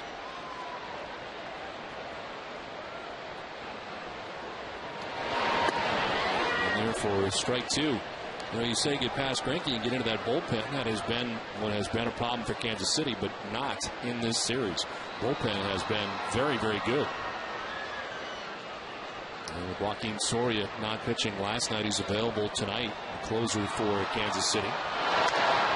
Softly lined, out goes Aviles to make the running grab. 1 down in the inning. Let's check back in with Heidi. Don, the Red Sox have a number of fan appreciation events going on this homestand as a part of their Swingin' Into Summer initiative. Now, tonight, fans got a chance to take a picture with pitcher Joe Nelson on the concourse. Tomorrow is New Hampshire Day. On Thursday, it's going to be Player Fan On-Field Photo Day. You'll get to come stand on the warning track and take pictures with players. There's also a number of giveaways every single night, including upgrade to Monster seats. Two lucky fans get a chance to go watch an inning inside the Green Monster. They're giving away 50 Beats by Dr. Dre headphones every night. They're really great headphones, as well as a number of other prizes. So make sure you get out to a Red Sox game sometime this homestand. Don? All right, Heidi, thank you very much. As we talk about so many great things going on during the homestand, I want to mention also June 3rd, Thursday, the fan on-field photo day. Red Sox players are posed with fans for an on-field photo day before the game for approximately an hour, beginning at 11:35 a.m. All fans eligible to participate. And as Heidi mentioned, it's New Hampshire Day here tomorrow. And the governor of New Hampshire expected to be here, John Lynch, expected to be here to honor and recognize the first 10 recipients of the New Hampshire Red Sox Scholarships Program, which awards 1,000 scholarships funded by the Red Sox Foundation. There's a lot going on this homestand here at Fenway Park. I want to know if Heidi has a pair of those Dr. Dre headsets. She does. She does? Yes, I think I saw them on the last charter come out of her bag. And where does she get them? I think she has connections. Well, Dr. Dre himself actually gave me a pair. I had the honor of interviewing him on opening day here at Fenway Park. So you and I are begging for him, and she gets them from Dr. Dre. Well, you know, I interviewed him about the headphones. I kind of dropped a few not so subtle hints that I'd like a pair, so he gave me a pair. They're really nice. I've used them on the airplane. They're those noise canceling ones, so you can't hear the airplane engine around you. When you see the doctor, then could you ask him for a pair for us? All right, I'll work on that for you guys. Definitely. Pedroia flies out, 2 down. Tomorrow at 12:30, it's Olympia Sports presents the Boston Globe Red Sox Game Day live with TC, Peter Gammons, Don, and me, live from Nesson's Yorkie Way stage. The Red Sox wrap up their 3-game series with the Kansas City Royals as John Lester looks for a 6th straight win. Peter looks at how the Sox turn their East season around in May, and we'll look back at the best plays of the month. It's Olympia Sports presents the Boston Globe Red Sox Game Day live tomorrow at 12:30. 2 down here in the 5th inning. David Ortiz is 0 for 2. He was flied out to the warning track in right field, struck out swinging.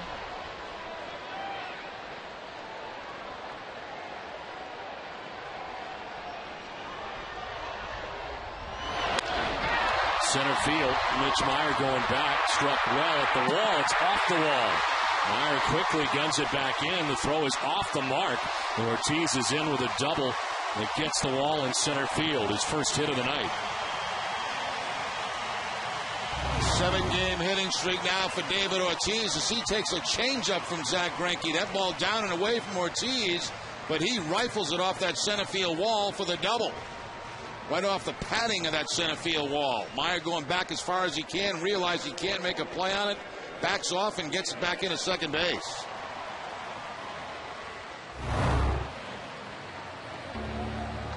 Safe at second, safe and secure, New York Life.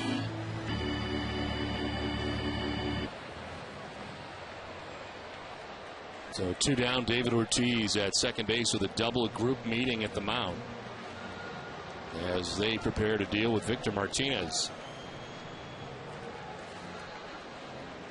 Victor 0 for 2 in the game tonight. He's grounded out to second base, flied out to right.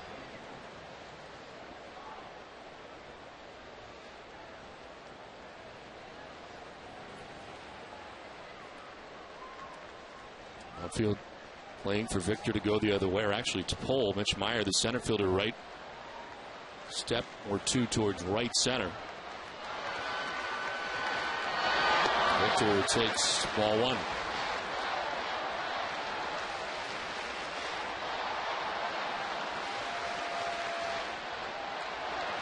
High pitch count for Zach Greinke with 2 outs here in the 5th. This will be pitch number 97.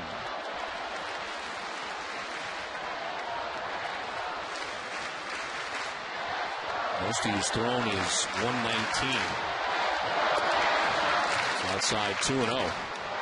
Well, being very careful here at Victor Martinez. First base open, right-hander Adrian Beltre on deck.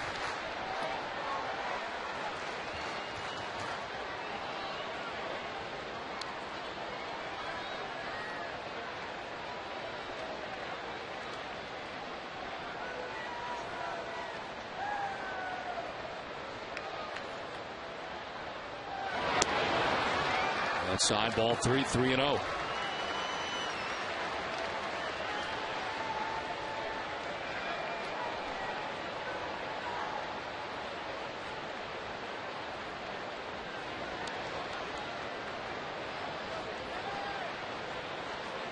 Frankie has allowed 5 hits and a run. Trying to work his way around a 2-out double by David Ortiz. And really works around Victor Martinez with a walk here with 2 down. Doing more on defense is brought to you by the Home Depot. More saving, more doing. That's the power of Home Depot. And a very nice double play turned over by the Red Sox, started by Adrian Beltre. Pedroia with a good turn at second base. As you see De Jesus coming after him.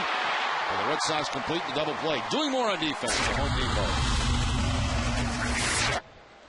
2 outs, first and second for Boston. Adrian Beltre, the batter. Singled in the second inning, struck out in the third. He takes ball 1. Get the impression Zach Greinke was working around Victor Martinez as he walked on 4 pitches, and now out to talk is Kendall with Greinke. Yeah, it looked like they were trying to stay just out of the strike zone to Martinez, see if he'd chase something and get himself out.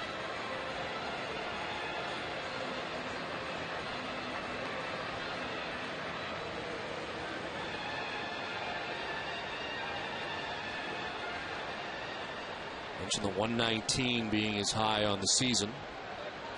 Did that a no decision against Seattle in a 7-inning effort.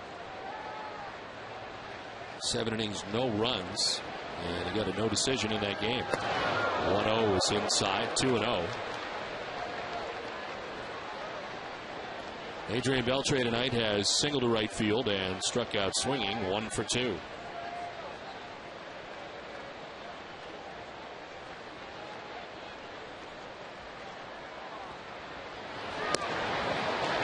Ball 3.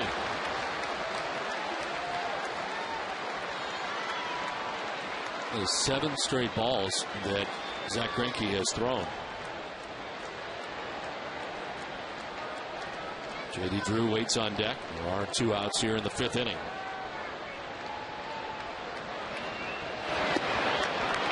Ball 4. Back-to-back walks load the bases. Greinke had walked 1 batter through the first 4 innings. He walks back-to-back batters here in the 5th. Well, it's time now for tonight's AT&T trivia question. Our question is, which starting pitcher had the lowest winning percentage this season after winning the Cy Young?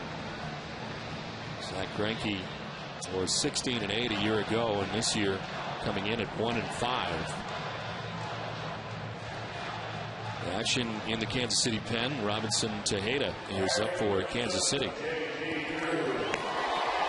Bases loaded, 2 down. Chance here for J.D. Drew. Red Sox have left at least a man on base in each of the first 4 innings. Altogether, it's 5. And a bases loaded opportunity here in the 5th. And Drew hits a ground ball to first base. Billy Butler will take it to the bag. And Greinke gets out of the jam unscathed. It's 1-0 Red Sox at the end of 5.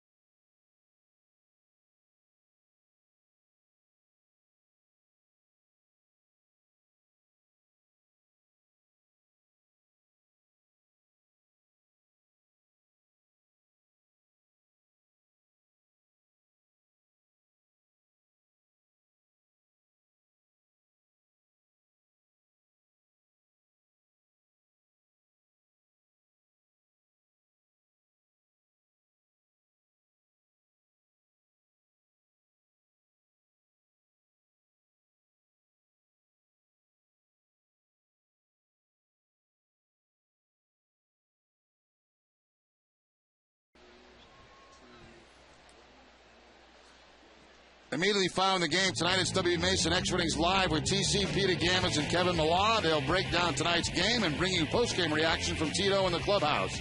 All right after the game on WB Mason Extra Innings Live. 6th inning from Fenway is back on the mound is Clay Buchholz. Top of the order, Scott Podsednik to lead it off. The Sox have left 8 men on now through the first 5 innings, unable to get to Zach Greinke beyond the 1 run that scored in the 2nd inning.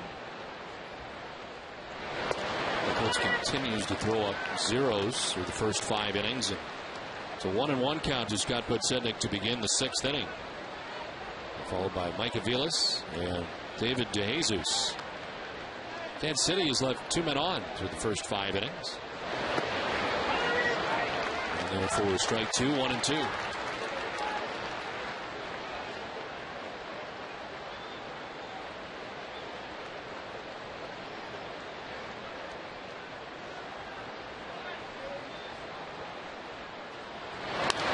On the ground up the middle, Scudero cannot get it. Off his glove and into center. I would guess that's going to go as a base hit, because I believe that even if Scudero gets to that with the speed of Podsednik, he's not going to get him at first base. Charge him with an error. That's kind of a tough one in my opinion, Don, because I think, from that point there, if he catches it, he's got to spin and throw Podsednik, who's got great speed out at first base.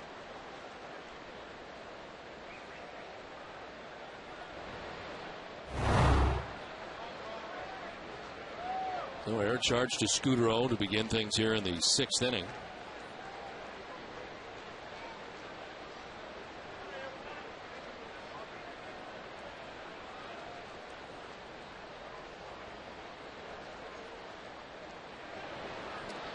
Go over and back is Podsednik.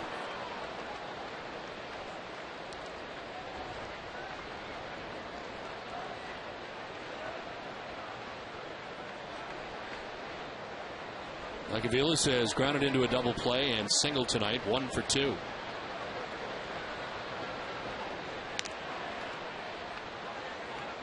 Mentioned earlier, Podsednik with 16 steals. They try to go and try to get something going here for the Royals, who've been shut down by Buchholz. There he goes, a swing and a miss, and the throw down. He is out at second base.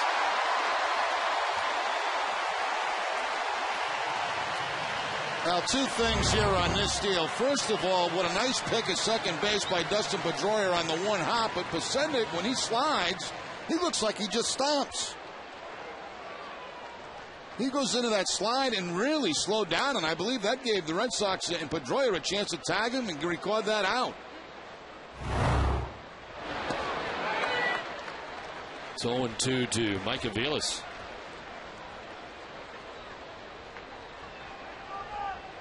So 1 out, base is empty. The error not costly.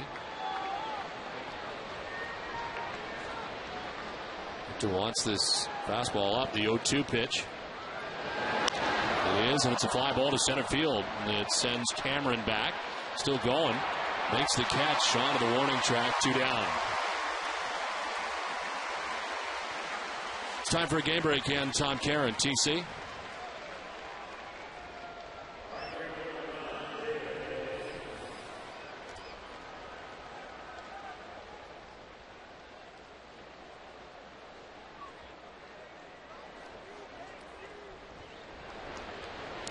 Okay, Tom, thanks very much. Here it is 1-0. Red Sox on top with 2 outs in the top half of the 6th inning. David DeJesus has walked twice in the game.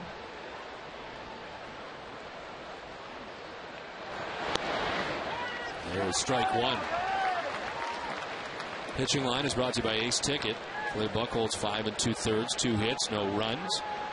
Walked 3, struck out 4, and has thrown 88 pitches.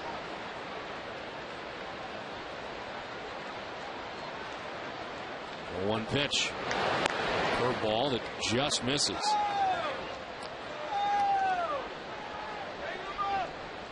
Pitch number 90 coming up for Clay Buchholz with 2 outs here in the 6th inning.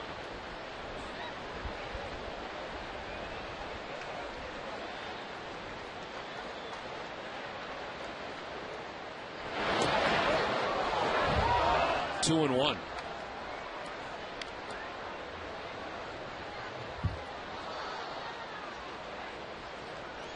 Clay has 3 walks in the game. He has struck out 4. And has only given up 2 hits to Kansas City, who had 20 in the game last night. Line and off the glove of Beltre on the dive. It'll kick into foul ground. He will run it down, but Jesus will head to second base with a double right off the glove of Beltre. The diving bid and goes into foul ground, and Jesus has a double with 2 down here in the 6th inning. Now they just can't keep De Jesus off the base. I mean, he's walked twice tonight. Now the double. Excellent effort down at third base by Adrian Beltre. He almost came up with another spectacular play. Going across his body, right off the top of the glove. But De Jesus at second base with a double.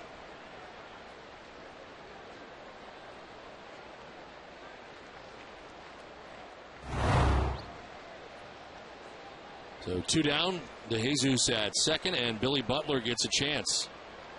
Kansas City trying to tie up this game as they bat in the 6th inning with 2 outs.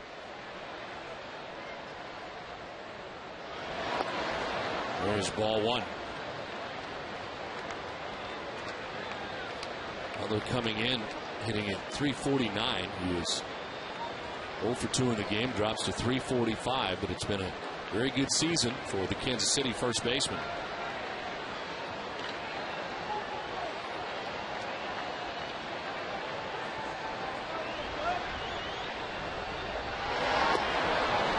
Inside 2-0.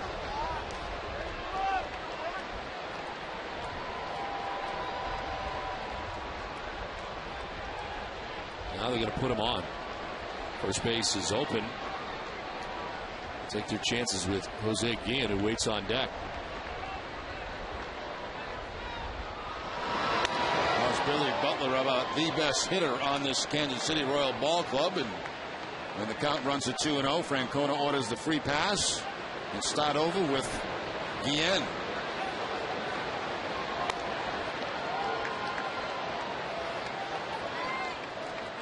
Mark your calendar for 2 great family-friendly events this July. Fenway Park will once again host the Futures at Fenway Minor League doubleheader and the Cape Cod League All-Star Game. Both events have family-friendly ticket prices. Fans will enjoy autograph sessions as well as discounted concessions.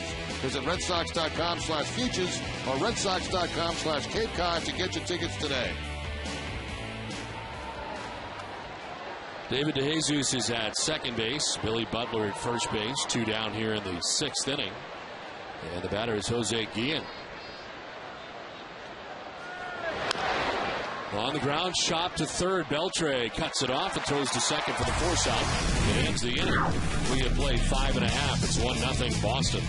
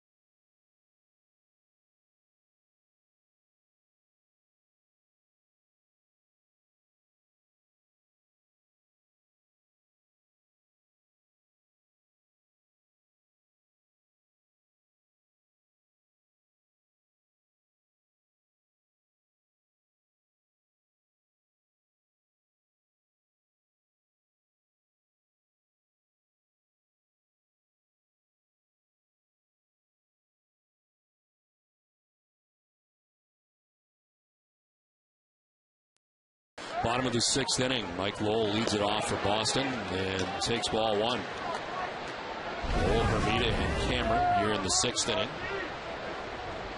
Mike grounded out in the 2nd. Single in the 4th inning. He's grounded out in the 2nd. It is the game's only run. Jets this out to center field. Meyer back there. Makes the catch on the track. 1 down. Introducing Arbor Coat Exterior Stain by Benjamin Moore, a revolutionary waterborne stain that outperforms the best oil-based stains on the market. Find Arbor Coat at your local Benjamin Moore dealer. 1 out here in the bottom of the 6th inning as Mike Lowell is retired. Zach Greinke back out there at 106 pitches. Jeremy Hermida, the batter. Greinke got himself out of a bases loaded 2-out jam in the 5th. And J.D. Drew grounded out to first base. Red Sox stranding the bases loaded, and Red Sox have left 8 men on base through the first 5 innings. Robinson Tejeda was up last inning. He's up again this inning. Greinke's season high is 119 pitches. 109 is up and away, ball 2.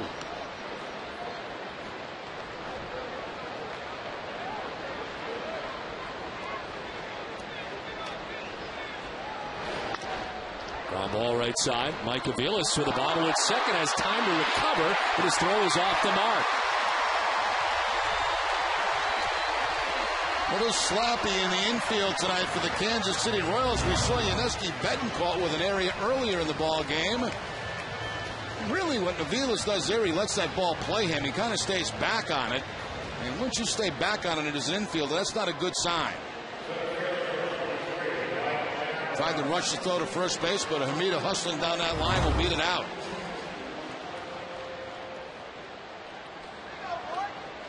So an error charge to Aviles, 1 out, 1 on. And here is Mike Cameron. Cameron 0 for 2.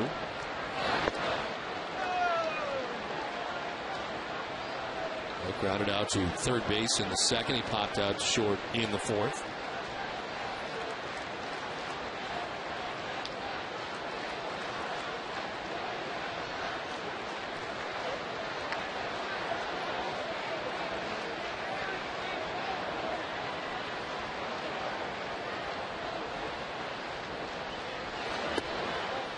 Inside ball 2-0. Greinke did walk 2 in the 5th inning. Back-to-back batters, Victor Martinez, Adrian Beltre, after walking only 1 through the first 4 innings.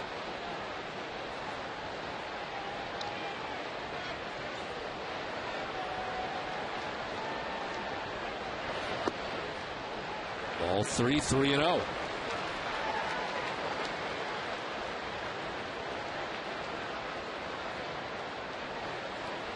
John Gibbons, the bench coach here for Ned Yost, the former manager of the Toronto Blue Jays. Bob McClure, the pitching coach, all talking it over with Ned Yost. A strike, and it's 3-1 to Mike Cameron.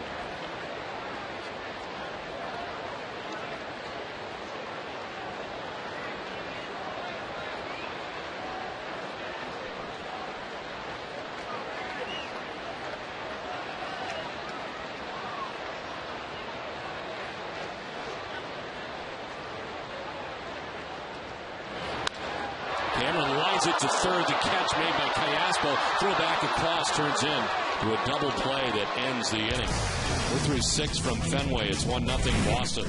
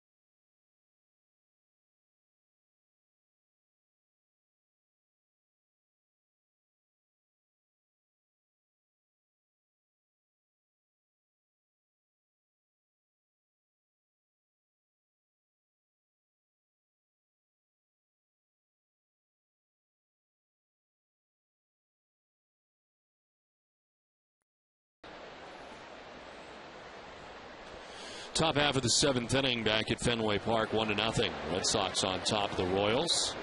Clay Buchholz back on the hill, 96 pitches deep. Overtook by Aspo, Mitch Meyer, Yudesky, Bentoncourt. Popped up foul, third baseway. That'll get back into the seats and out of play.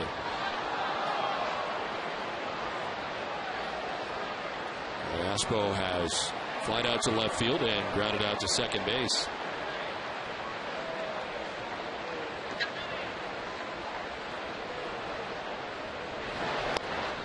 Swing and a miss. And it's 0-2. Action of the Red Sox pen as the inning begins. Daniel Bard starts warming.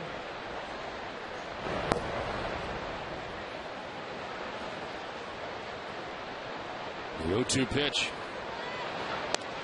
Cutter in and misses, and it's 1-2.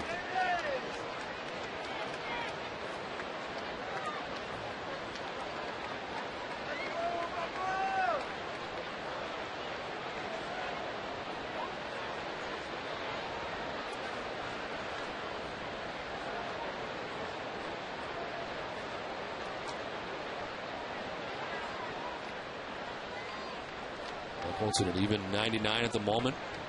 Working to the first batter here of the 7th inning.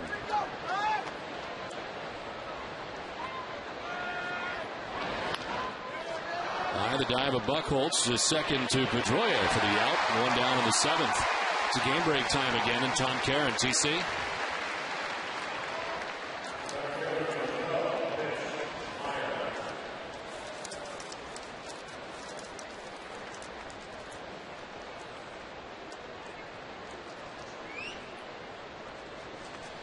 Okay, Tom, thanks very much. Coach, kind of a rough outing last time out for Roy Halladay against the Red Sox. The Red Sox in Philadelphia. I guess I didn't sit very well with him. No. Taking it out on the Florida Marlins. I hope he gets it. And Buchholz up over 100 pitches now. One out in the 7th. Mitch Meyer, the batter.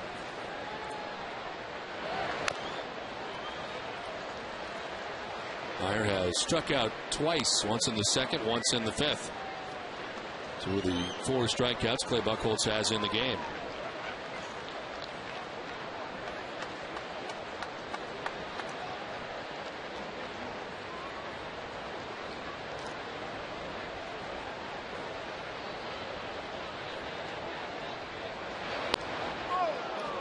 Outside 1-2. They have changed the error on the shortstop for the Red Sox, Marco Scutaro, from last inning. Scott Podsednik has been credited with a base hit, so he's 2 for 3. And Marco Scutaro, 1 less error.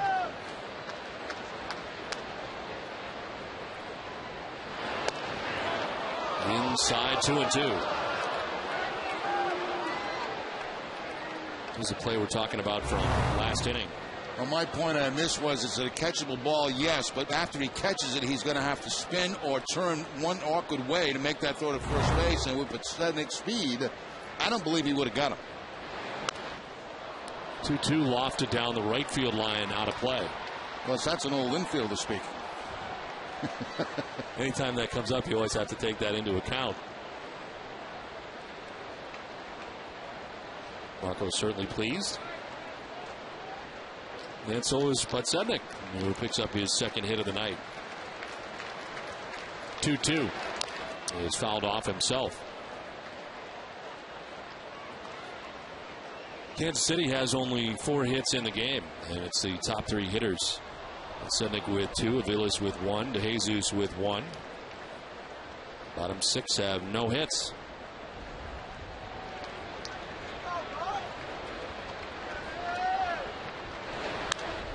Meyer hits a fly ball to shallow right center field. Cameron coming in to make the catch. 2 down in the 7th. Coming up tonight after the game, it's Granite City Electric Red Sox final with TC, Peter Gammons, and Kevin Millar. The guys will have reaction to David Huff's scary head injury today at Yankee Stadium.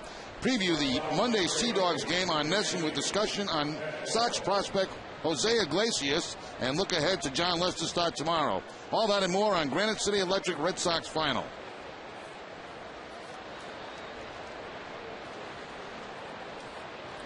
Two outs here in the 7th inning. Udesky Betancourt is the batter. Grounds one to short. Scudero with another chance. Gathers and throws. It's 1-2-3 7th for Clay Buchholz. 7th inning stretch from Fenway. 1-0 Red Sox. Time now for a Sports Desk Update with Jade McCarthy.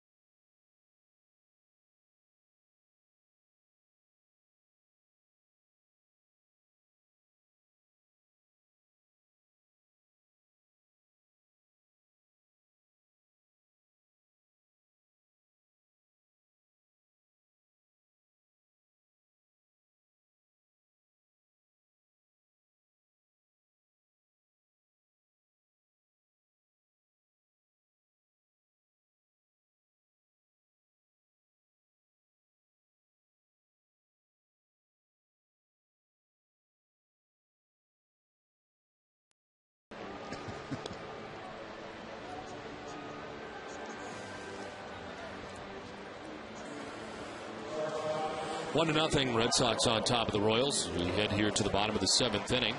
His call to the bullpen is brought to you by New England Ford dealers. Robinson Tejeda has been warming up each of the last 2 innings into the game here in the 7th. His 21st appearance, a 2-2 record of 4.88 earned run average.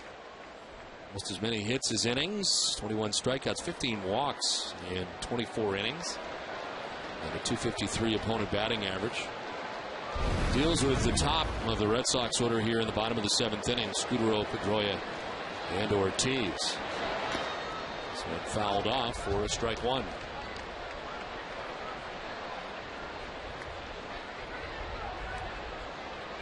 Well, we talk about the Kansas City bullpen, what a tough time they've had this year. If you've watched this series only, you're not buying it. They have pitched in 7 innings in this series, given up 3 hits and no runs. Joakim Soria getting ready in the pen, their closer.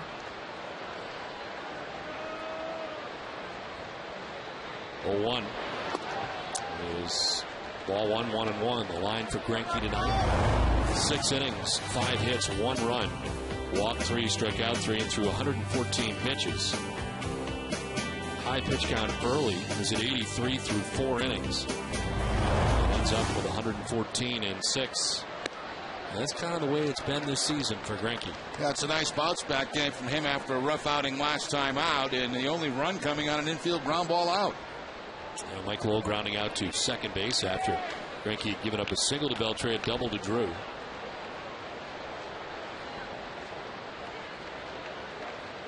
Team has scored 33 runs in his 11 starts.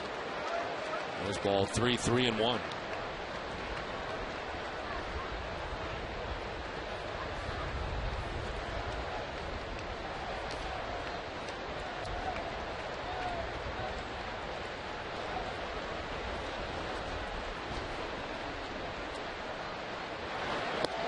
There is ball 4, and a leadoff walk from Marco Scudero to start the 7th.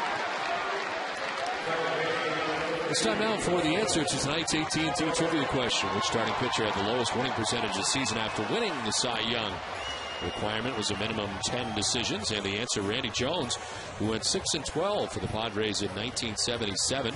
Jones went 22-14 with 25 complete games for the Padres in his Cy Young season of 1976. By today's standards, that sounds ridiculous. 25 complete games. See if Pedroia's bunting here. He is foul. He's struggling a little bit at the plate right now. Very tight 1-0 ball game. Leadoff man on.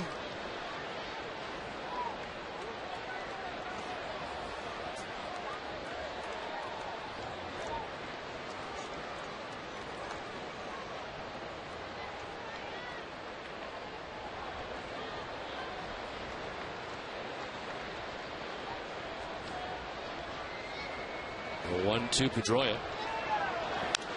On the ground foul, swinging away, and it's 0-2.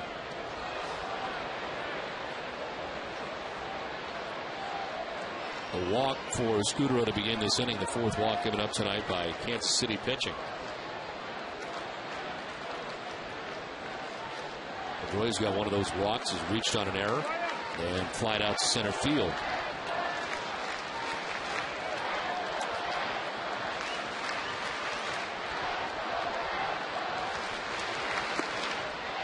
Downstairs ball 1-1-2. Well, congratulations go out to the Boston Celtics as they put away the Orlando Magic last night and move on to the championship round. Who will it be next? Looking for banner, what, number 18, I believe? Yes. You want to see the Suns? You want to see the Lakers? I just want them to win it. I'd love to beat the Lakers, though. Pedroia off the end of the bat. He's got a lot of spin on it. Out to second. Aviles the first for the out. Let's check in with Tom Karen, GC.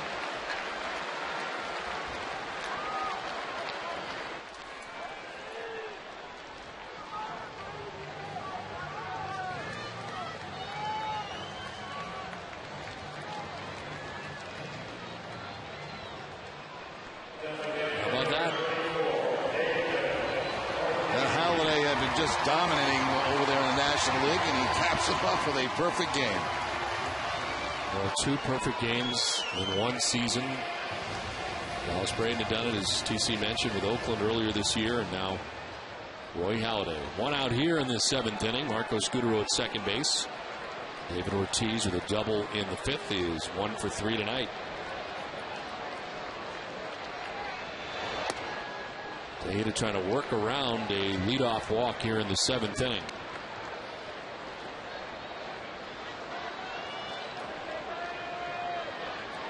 First time ever in Major League Baseball has been 2 perfect games in the same season.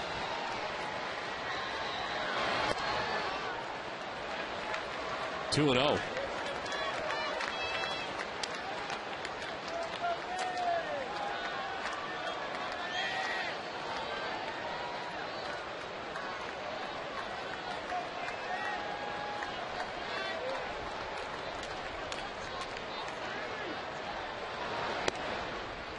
There's ball 3, 3-0. Showed you the walk issues for Tejeda so far in the season. He's walked 1 in this inning, but he falls behind Ortiz, 3-0.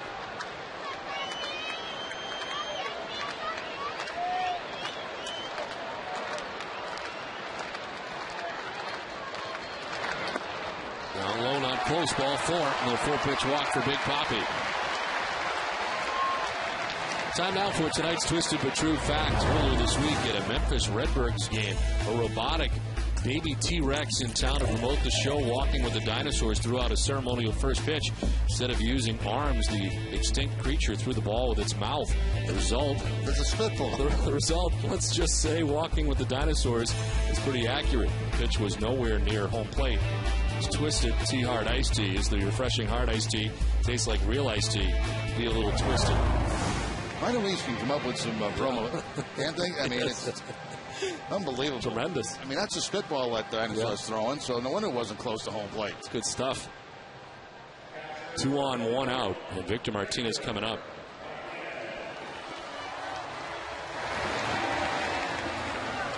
Victor has grounded out to second base, flied out to right, and walked.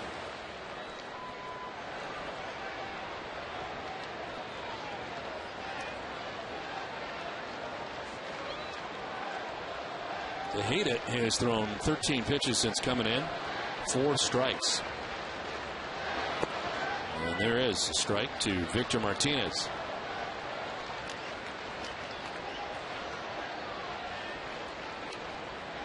Set down the Red Sox in order in the 7th inning here on Thursday night. He's limited opponents to 1 earned run over his last 15 2/3. Things have really been better for him lately than the way they started. The ERA dropping from 12.96 on April 24th to the 4.88 it is currently right now. It's got a 0.61 ERA over 14 2/3 innings in the month of May.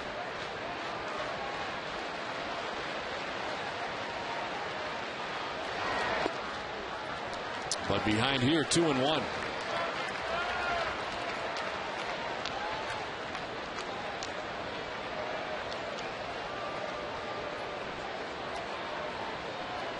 Scudero at second base, Ortiz at first base, 1 out in the 7th.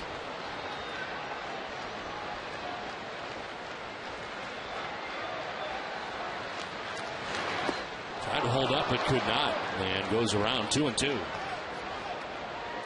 That's Tejeda staying with that off-speed stuff against Victor Martinez.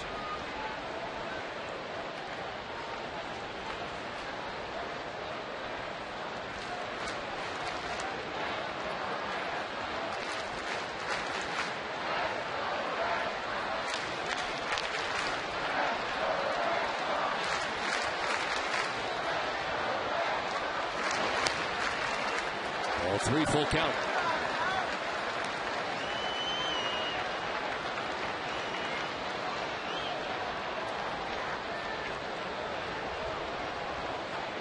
Adrian Beltre waits on deck. 1 out, 2 on here in the 7th.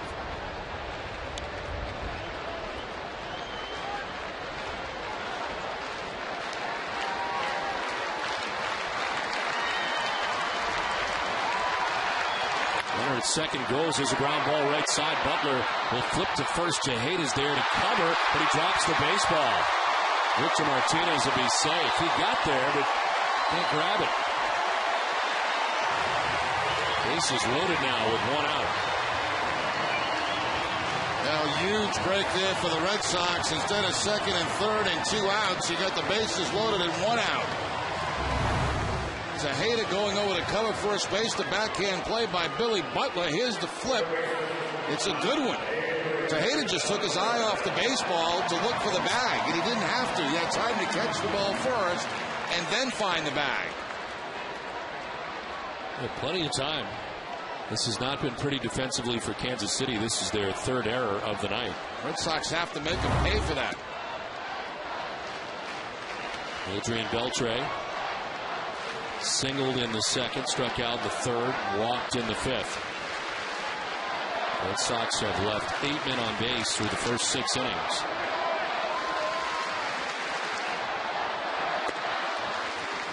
Ball 2-2-0. Tejeda's been behind most. 21 pitches, 7 strikes. Their pen is busy again. Victor Marte.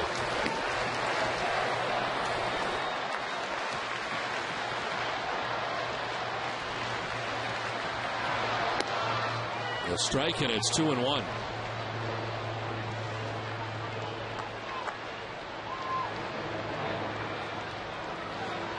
Scudero at third, Ortiz at second, Martinez at first, 1 out here in the 7th. Beltre takes strike 2.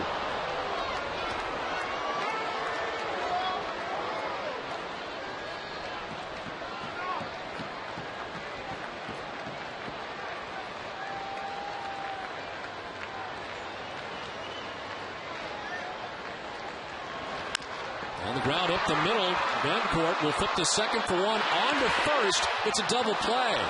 It is the 2nd straight inning Kansas City has turned a double play to end the inning. Played 7, it's 1-0 Boston.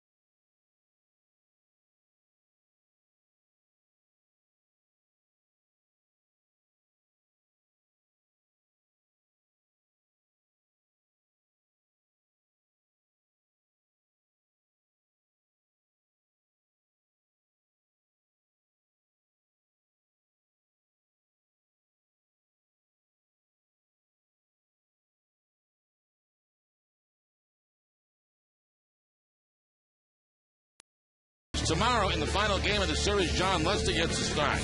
Over the last 7 starts, Lester is 5-0 with an ERA of just 1.45. Lester has 58 strikeouts in 49 2/3 innings in those 7 games. He has not allowed a run to the Royals in his last 2 outings, pitching 17 scoreless innings, including his no-hitter against them in 2008. The pitcher for the Red Sox is Daniel Bard. His 25th appearance, a 1-1 record, 2.16 ERA. 25 innings, he has 28 Ks. 163 opponent batting average. After 7 from Buchholz, Jason Kendall leads it off here in the inning to start things in the 8th. There's ball 1 to Kendall, who has done the same thing twice tonight. It's ground to Red Sox shortstop Marco Scutaro on 2 occasions.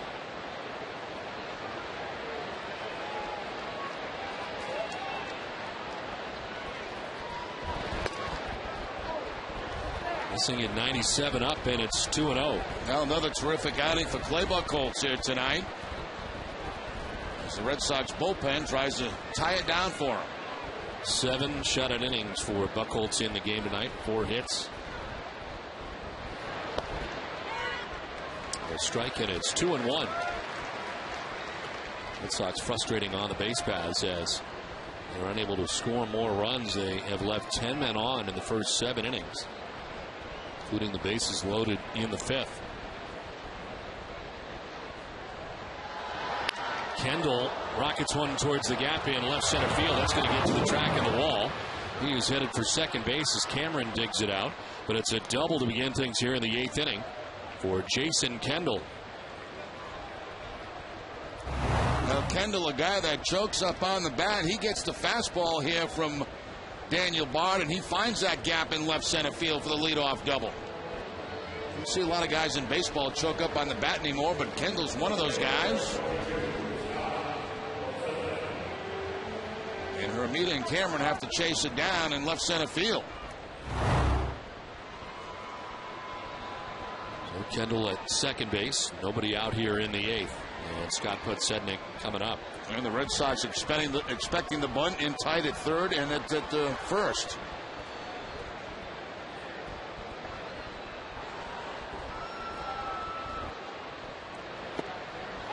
Takes strike 1. 99 that time from Bard.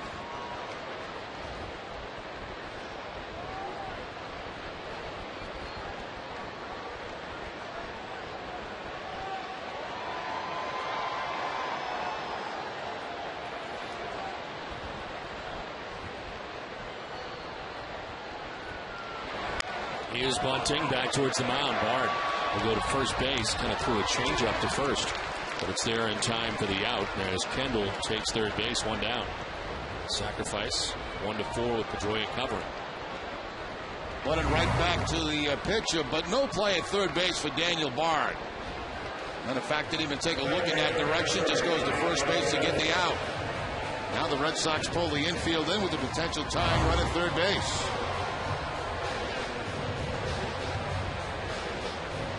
One out here in the 8th. Mike Aviles coming up. Bard in the game right now, but a nice outing tonight for Clay Buchholz. 7 innings, 4 hits, no runs. Walked 4, struck out 4 through 108 pitches. As Kansas City leaves 4 men on base through 7 innings, and he finished tonight in the 7th with a 1-2-3 inning. And the bullpen can help him out. Get his 7th win of the year. He's 6-3 coming in, but right now a bit of business here. Infield in all the way around, 1 out. Mike Aviles, the batter. And there is strike 1.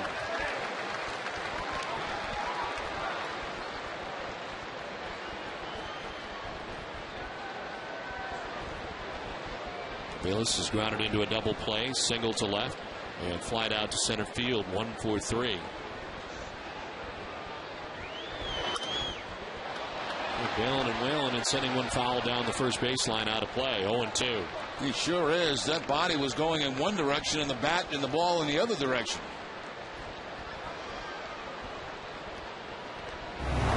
The slide of the first pitch, then a fastball, a second pitch, and you see that swing from Aviles.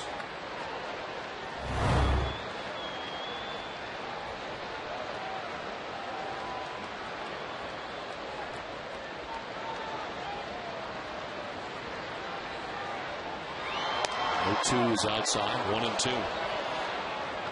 100 miles an hour, but off the mark for Daniel Bard.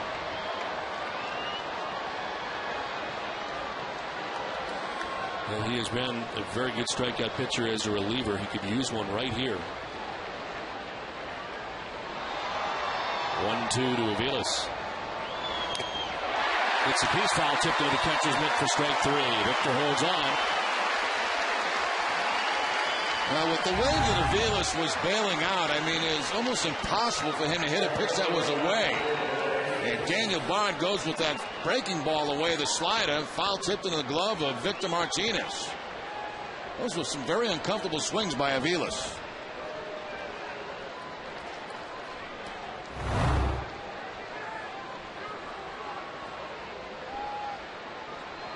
Two down here in the 8th.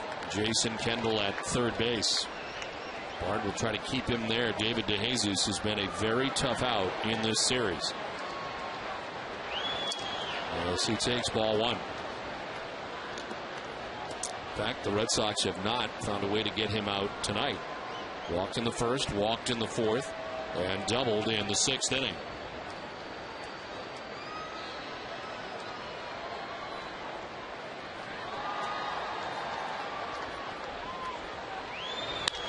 On the ground to his right, and diving as Pedroia gets up, throws him out. Nicely done.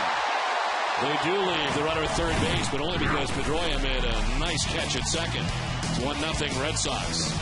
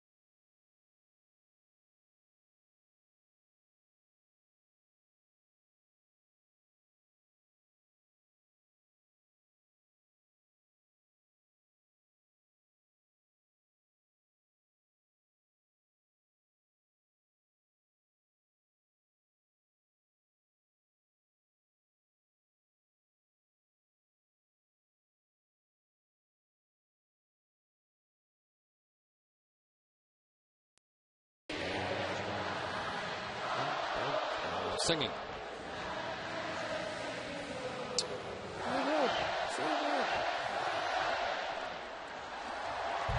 Whether you're looking to make home improvements, consolidate debt, or pay for college tuition, a home equity line of credit from Eastern Bank is right for you.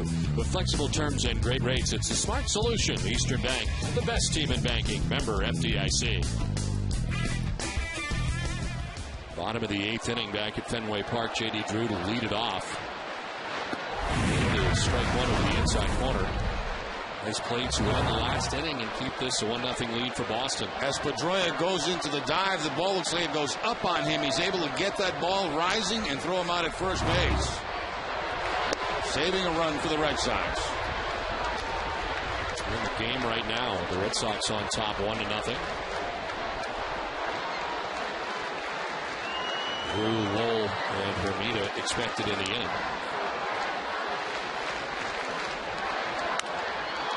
Fly ball to left field. Scott Podsednik back a few steps to make the catch for the first out of the inning.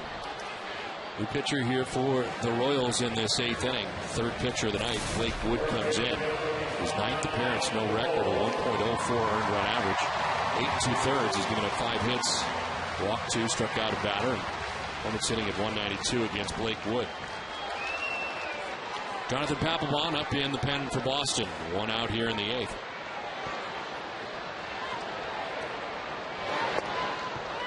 Lowell takes strike 1. I think it was a single in the 4th inning. Grounded out in the 2nd to produce the game's only run. Scored Beltre from 3rd.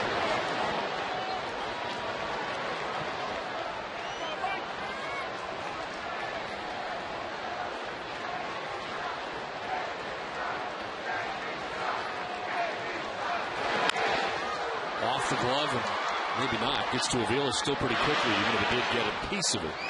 And there's 2 down in the innings. Lowell is retired.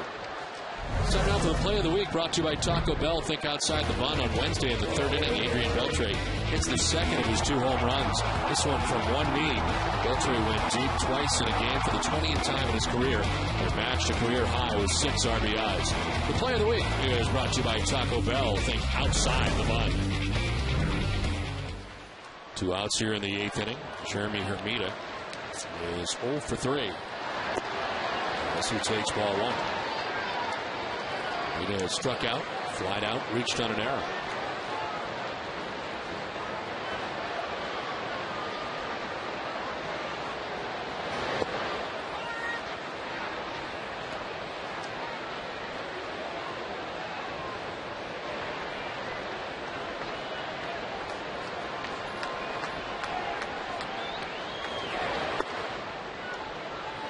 Dunkin' Donuts is in its 11th year of hosting local youth groups and charitable organizations in the Dunkin' Dugout, a special seating section at Fenway. Thousands of children have had the chance to catch a Red Sox home game thanks to Dunkin' Donuts. 2-1 is ball 3, 3-1. Needed now. Cameron, if necessary. There are 2 outs here in the 8th.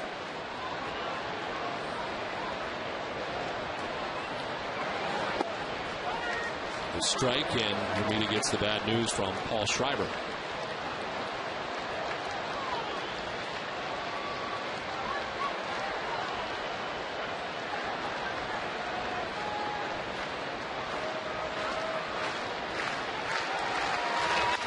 On the ground right side, Avila is able to get it, spins and fires from the outfield grass. Nice play to retire at the side. We head to the 9th. It's 1-0 Boston. Papelbon will be on.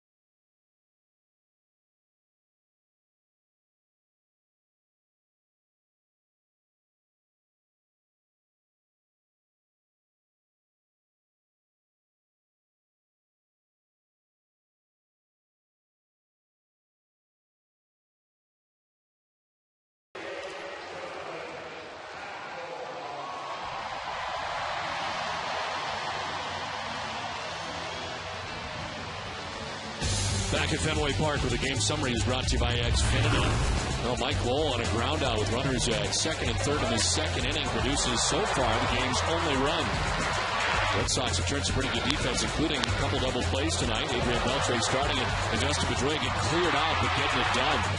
And talk about getting it done. 7 shutout innings tonight from Clay Buchholz. 4 hits. Walks 4 unintentionally, strikes out 4, and has a chance for his 7th victory of the year as he comes in at 6-3. Changes defensively for Boston include Darnell McDonald into the game in left. Kevin Youkilis in the game at first base, all for defense.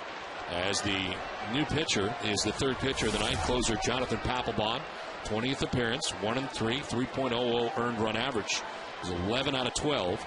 And the guys coming up, Butler, Guillen, and Callaspo. Billy Butler leading it off. Certainly a threat to go deep.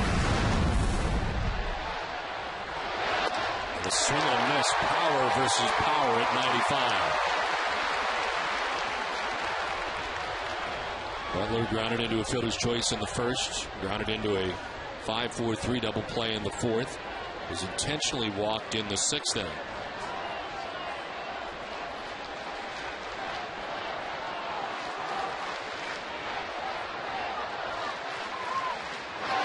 Butler fouls it off, and it's 0-2. A little more that time at 96.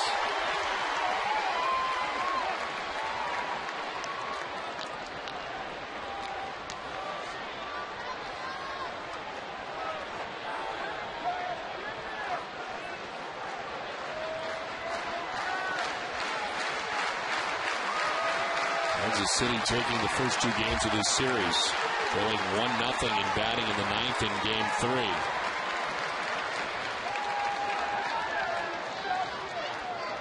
The 0-2 from Papelbon. Outside, 1-2. Each pitch has been thrown harder.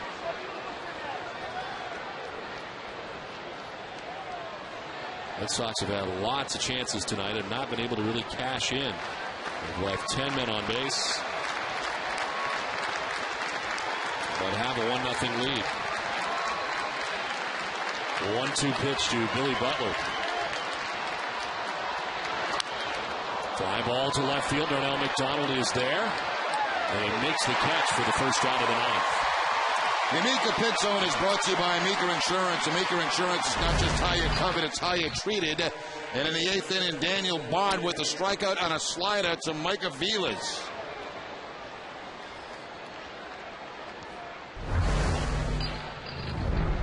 Bard ended up going an inning, giving up a hit, no runs, didn't walk anybody, struck out a batter. 1 out in the 9th for Papelbon. Jose Guillen is the batter.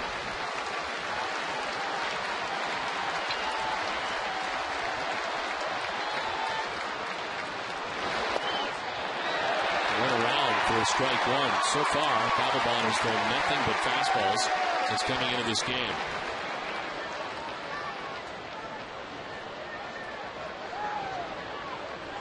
His 11th save on Tuesday night in Tampa Bay. He's tied for 5th in the American League in saves. 0-1 pitch to Guillen.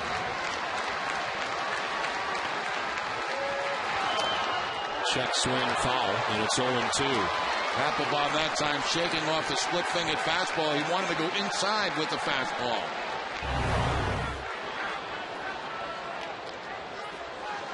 And Guillen fouls it off on the check swing.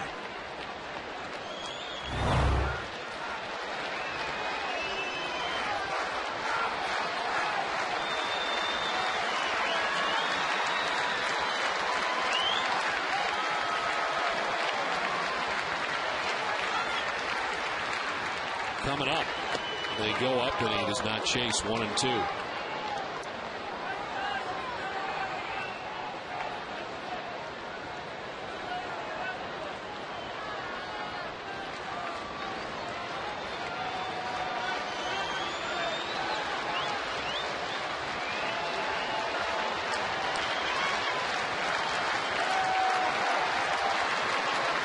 More of the same. 1-2 to count.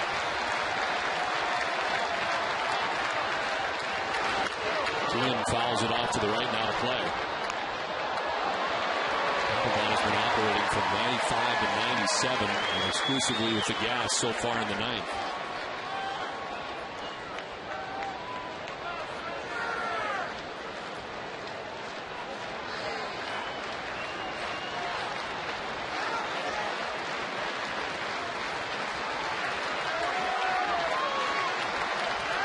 The 1-2 pitched again.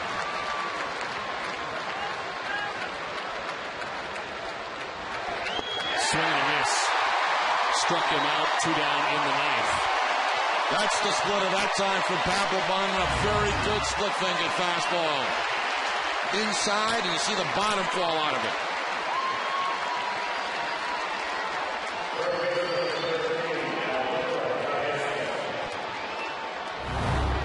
Two down in the ninth. Alberto Callaspo, the batter. He was flat out to left, grounded out to second twice. Does have 7 home runs on the season.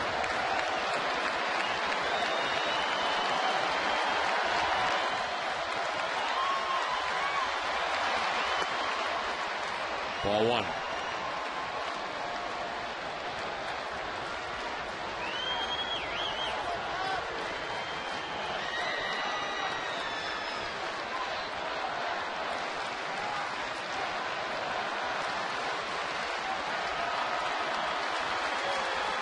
Two outs, ninth inning. A 1-0 pitch to Alberto Callaspo. It's a strike, and it's 1-1.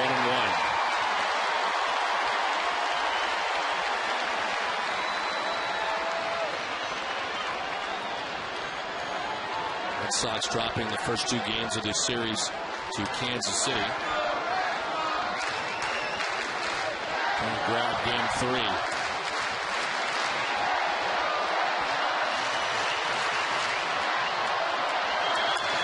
Fly ball left field. McDonald going back. He is onto the track, and he'll make the catch that ends the game. The Red Sox take game 3 of this series. A 1-2-3 ninth inning for Papelbon. A 1-0 Red Sox victory over the Kansas City Royals.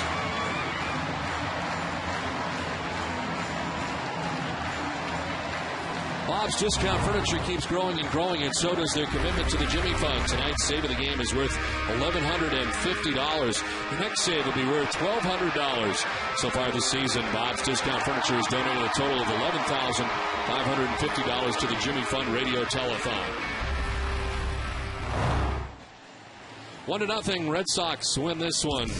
We're back with more after this.